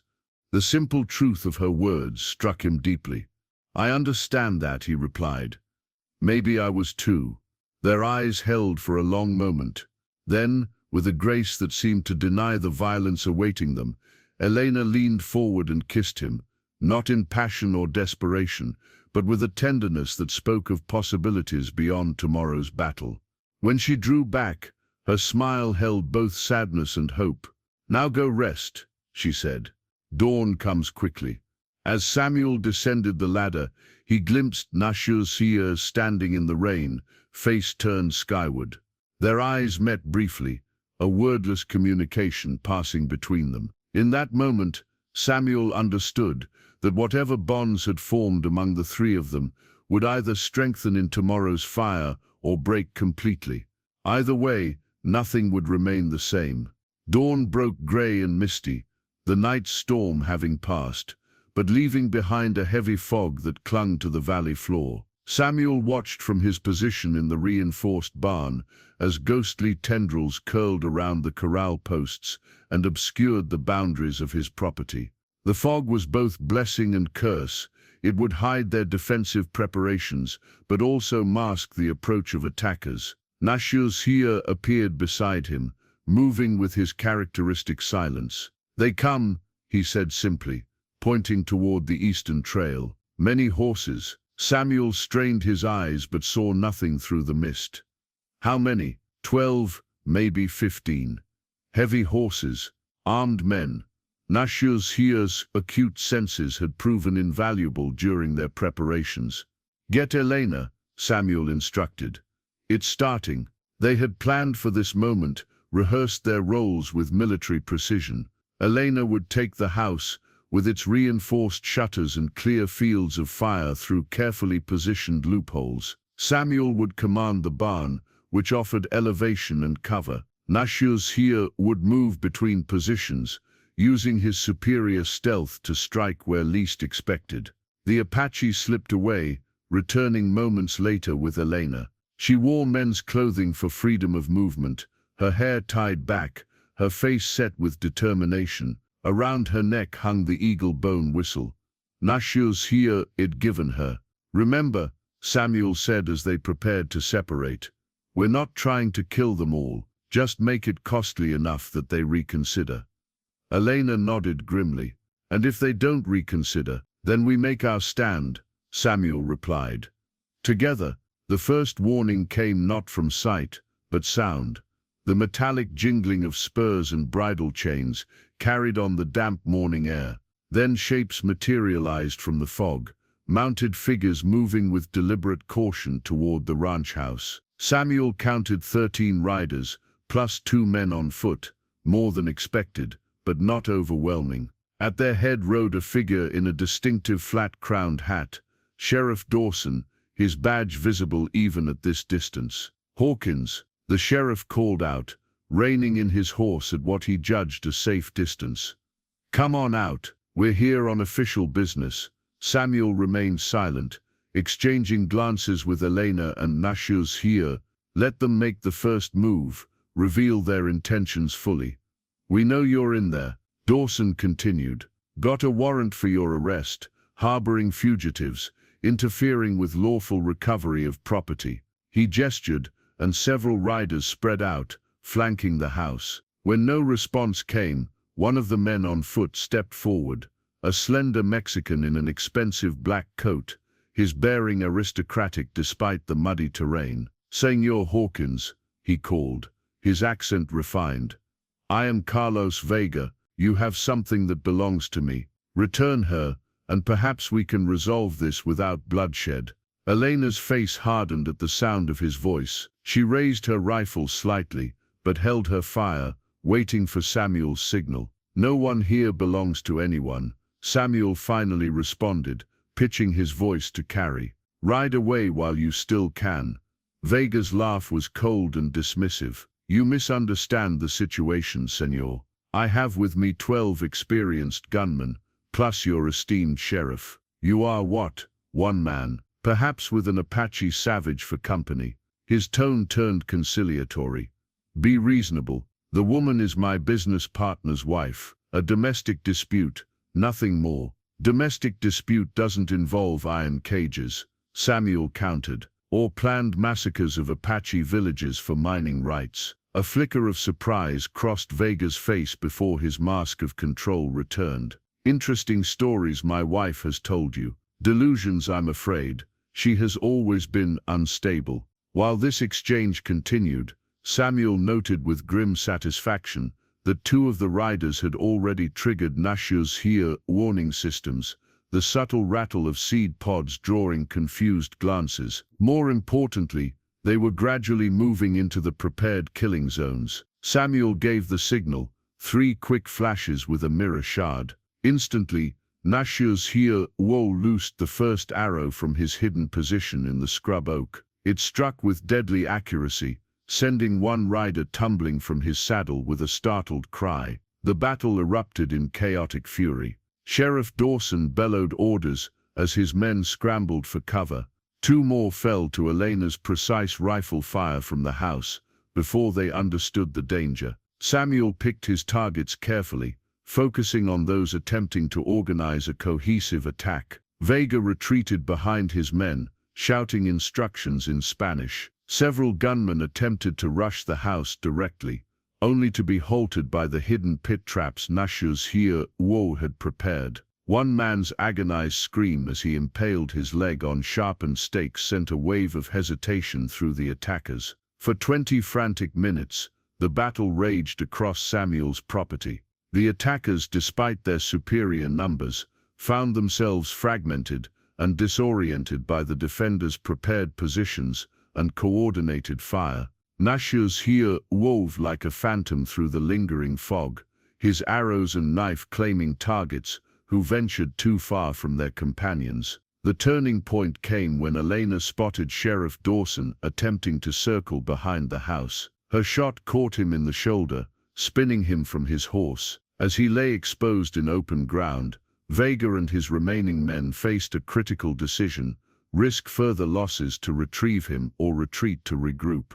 With 4 men down and 3 more wounded, Vega chose the latter. "This isn't finished, Hawkins," he shouted as they withdrew, dragging the injured sheriff with them. "I'm sending for professional help. You've just signed your death warrant." As the attackers disappeared into the fog, the sudden silence seemed almost unnatural. Samuel moved cautiously from his position, scanning for any remaining threat. Elena emerged from the house, her face smudged with gunpowder, but otherwise unharmed. Nashu's here materialized from the mist, blood on his knife but none of it his own. "We did it," Elena breathed, disbelief and exhilaration mingling in her voice. "First round only," Samuel cautioned, though he couldn't suppress a grim smile of satisfaction. "They'll be back, with more men." Nashu's here knelt beside one of the fallen attackers, removing a pair of iron manacles from the dead man's saddlebag.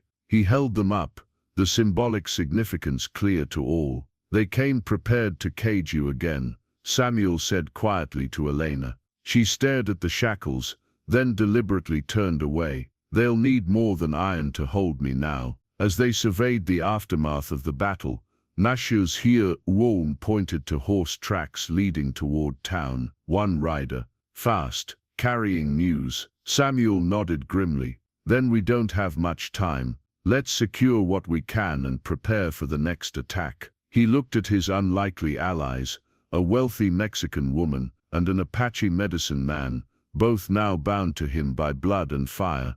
They thought 3 would be easy to overcome. They were wrong. Elena's smile was fierce as she checked her rifle. They have no idea what they're facing. Above them the fog began to lift, revealing a sky washed clean by the night storm. A new day had begun, and with it a new chapter in their shared story.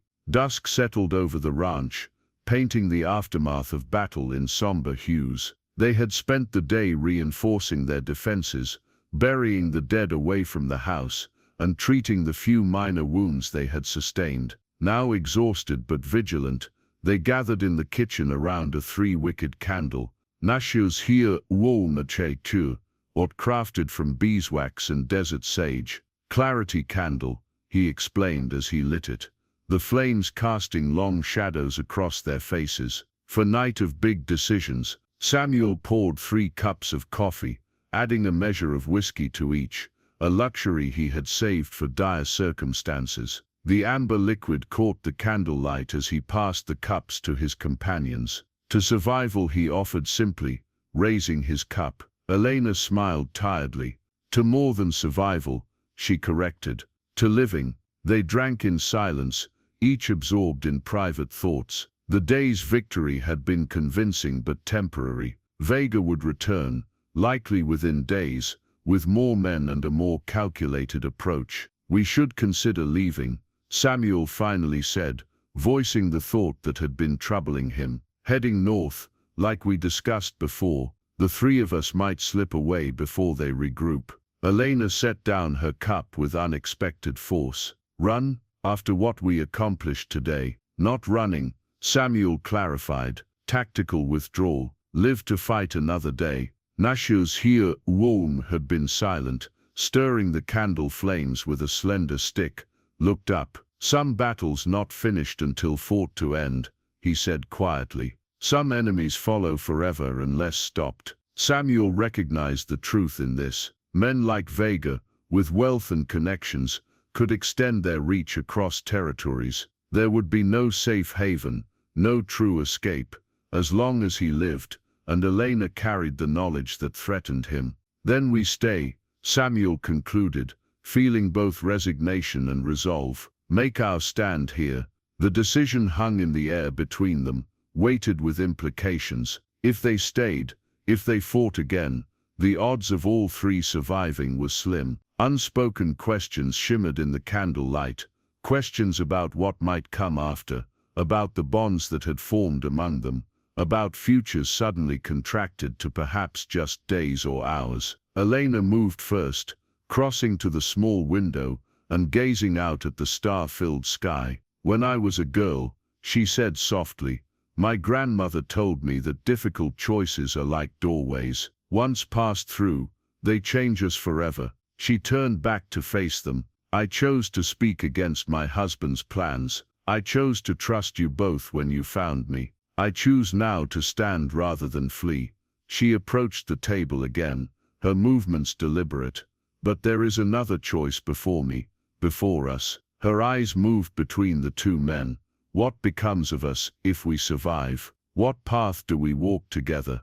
The question pierced the careful boundaries they had maintained through weeks of shared danger. Samuel felt suddenly exposed, more vulnerable than during the gunfight hours earlier.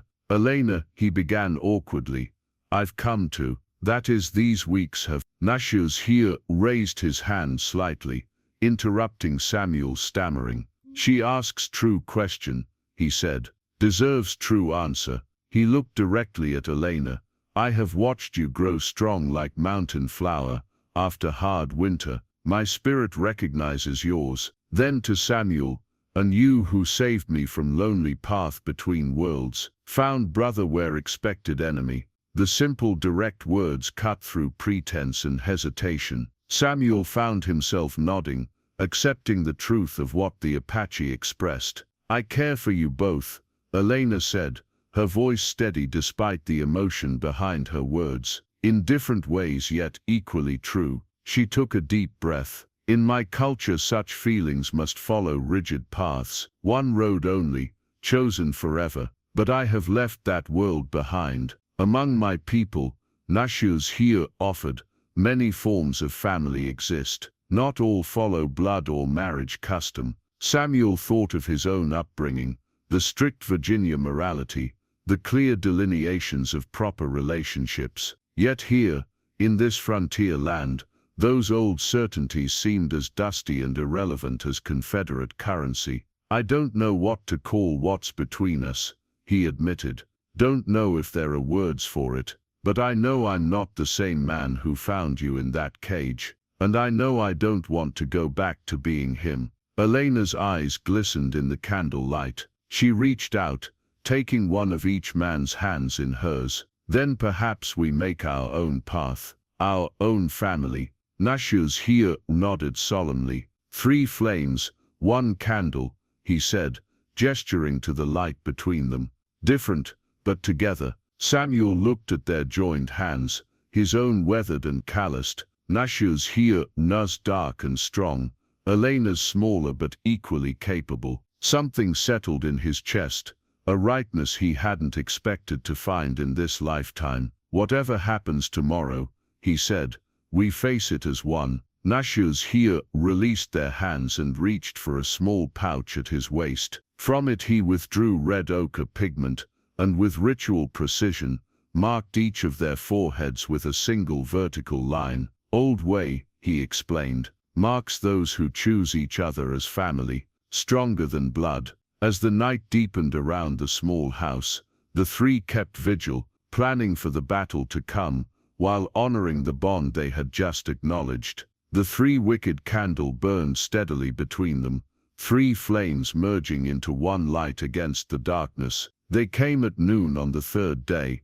not at dawn as Samuel had predicted, but under the harsh glare of the midday sun, when shadows disappeared and the heat shimmered across the valley in distorting waves. The dust cloud appeared first, visible miles away, growing larger as it approached. Through his field glasses, Samuel counted more than 20 riders. Vega wasn't exaggerating about professional help, he muttered grimly. Among the approaching force, he recognized the distinctive appearance of several Apache scouts, renegades who sold their tracking skills to the U.S. Army or private interests. The presence of these trackers changed the equation significantly. Their defensive preparations, so effective against Vega's original men, would be far less surprising to experienced Apache fighters. Elena joined him at the observation point, her face set with determination. "How long?" 20 minutes, maybe less," Samuel replied. "Better get to your position." She nodded but paused before leaving. "Remember our oath," she said quietly. "Together whatever comes." As she departed, Nashus here appeared, carrying something Samuel hadn't seen before, a small hand drum made of stretched hide and wood, decorated with symbols in red and black pigment. "War drum," the Apache explained. "Calls spirit helpers, also calls real helpers." He pointed toward the northern ridge, where several shadowy figures had appeared, Apache warriors on foot, watching the unfolding scene with inscrutable expressions. "Your people?" Samuel asked in surprise. "Some young men from council," Nashus here Nuz confirmed. "Not officially sent, come by own choice." A rare smile touched his lips. "Not all traditions bind, some free." More movement caught Samuel's eye.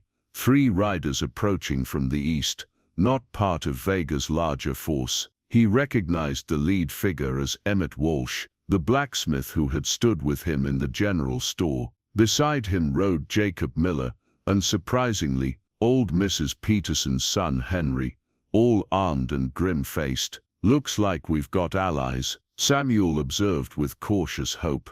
Nashus here nodded, unsurprised. "Truth has power, draws those with good hearts." The approaching townsman reached the ranch just ahead of Vega's force, dismounting quickly and taking cover behind the reinforced corral. "Figured you could use some help," Walsh explained simply.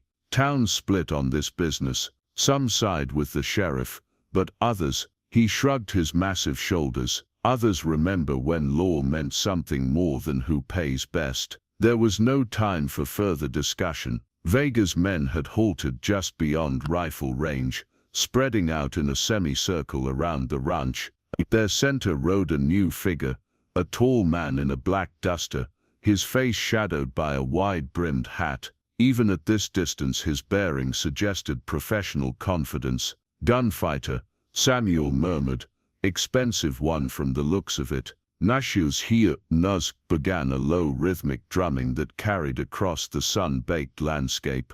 In response, the Apache warriors on the ridge raised their rifles, a clear message to Vega's renegade scouts that this would not be an easy conquest. The man in the black duster rode forward alone, stopping just within shouting distance. "Samuel Hawkins," he called, his voice carrying a slight southern drawl. "Name's Colton Birch. Perhaps you've heard of me." Samuel had indeed heard the name, a notorious gun-for-hire rumored to have killed more than 30 men in disputes from Texas to Montana territory. "I've got no quarrel with you, Birch," Samuel responded. "This is between me and Vega." Birch chuckled, the sound carrying clearly in the still air. "Well now, Mr. Vega's paying gold for my services, which makes his quarrels mine." He gestured expansively.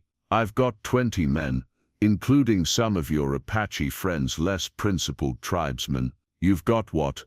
A woman, a medicine man, and 3 townsmen with more courage than sense." As if in answer to his mocking assessment, Nashu's here, Nuz drumming increased in tempo. Suddenly, the Apache warriors on the ridge began their own chant, the sound eerily magnified by the canyon walls. Birch's horse sidestepped nervously. "Impressive theatrics," he called, though with less confidence. "But it won't stop bullets. Last chance to surrender the woman and avoid bloodshed." Samuel looked to his companions, Elena at her window position, rifle ready. Nashu's here, with his ceremonial drum and deadly bow, the townsman who had risked everything on a principle. Something swelled in his chest, not just determination, but a fierce pride in this unlikely brotherhood and sisterhood.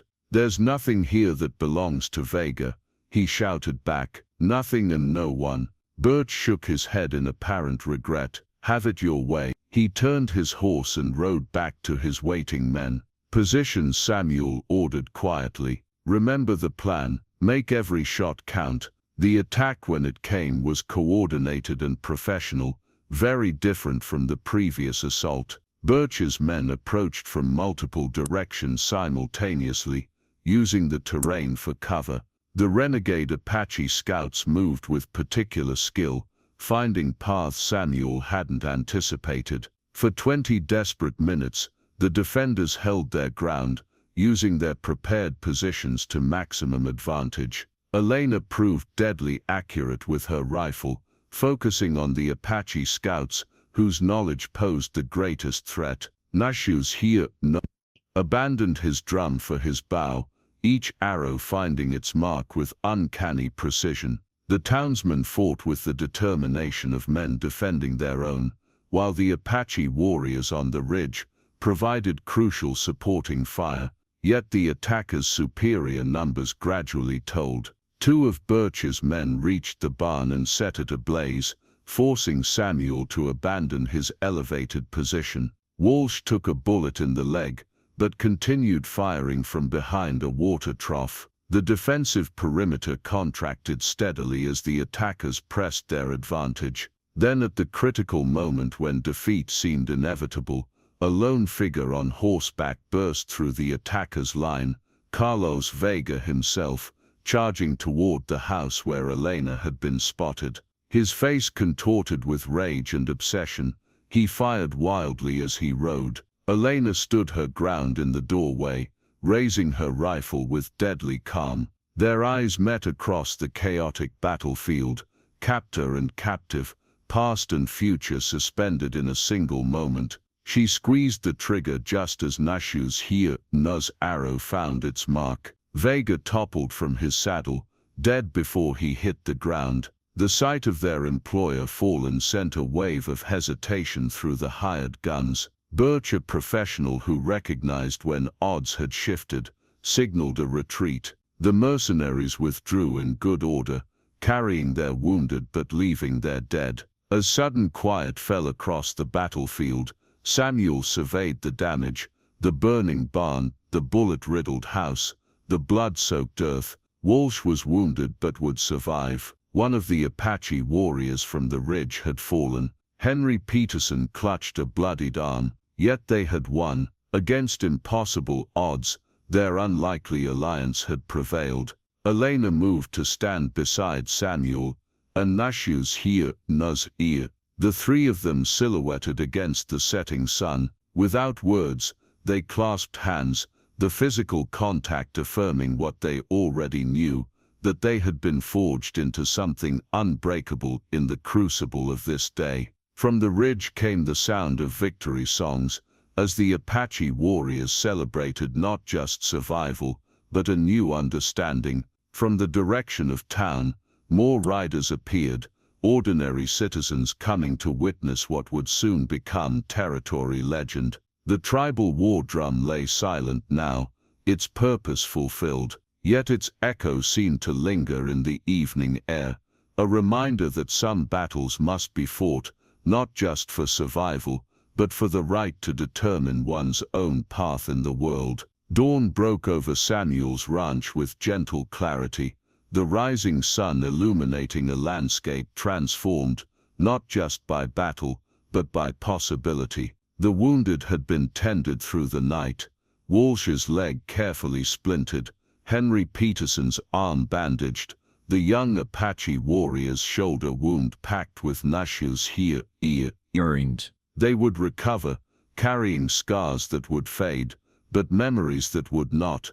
Word of the confrontation spread rapidly across the territory. By midday, more townspeople arrived, bringing food and supplies, offering help to rebuild the burned barn. Samuel watched with quiet amazement, as people who had barely acknowledged him during his 5 years of solitude, now worked alongside him, sharing stories and breaking bread, as if they had always been neighbors in the truest sense. More surprising still was the arrival of 3 tribal elders, including the aged Shifting Water, who came not to censure Nashu's here, but to witness what his unconventional path had created. They sat in solemn discussion with the young Apache warriors, who had joined the battle, their expressions thoughtful, rather than condemning. Council recognizes new way, is sometimes good way. Nashu's here, explained later, a weight visibly lifted from his shoulders. Say young ones who fought with us, showed courage of true Apache. Elena, who had maintained a dignified composure throughout the aftermath, finally allowed herself a moment of genuine emotion when a messenger arrived from Tucson. My husband's business partners have been arrested, she announced, her voice trembling slightly. The territorial governor received evidence of their corruption, evidence I gathered before they caged me. Justice comes in unexpected ways, Samuel observed, taking her hand in his. As evening approached, the visitors departed, leaving the 3 of them alone once more. They sat together on Samuel's porch, watching the setting sun paint the desert in hues of amber and rose. Between them on a small table lay a piece of cloth, a rough canvas on which Elena had sewn symbols representing each of their cultural heritages, an American star, an Apache sunrise, and a Mexican eagle. Our flag, she explained simply, for our new territory. Samuel questioned. She smiled, the expression transforming her face. This place we've created together, it doesn't exist on any map, has no borders except those we choose. Isn't that what we fought for? The right to define our own home. Nashu's here, nodded in understanding. Home not place. Home is people who see true self, accept true self. Samuel gazed out at his land, the ranch he had built as a refuge from human connection, now becoming something entirely different. Never thought I'd have this again, he admitted quietly. Family. Different kind of family, Elena said, her eyes moving between the 2 men. But real all the same. Nashu's here, reached out taking both their hands in his. 3 paths now 1 path. Whatever comes we face together. As darkness fell and stars appeared above the desert, they remained on the porch, speaking softly of practical matters, repairs to be made, supplies to be purchased, preparations for the coming winter. Yet beneath these ordinary concerns flowed a current of extraordinary understanding, three souls from vastly different worlds, who had found in each other something worth fighting for, worth living for. In the months and years that followed, their story would become legend throughout the territory.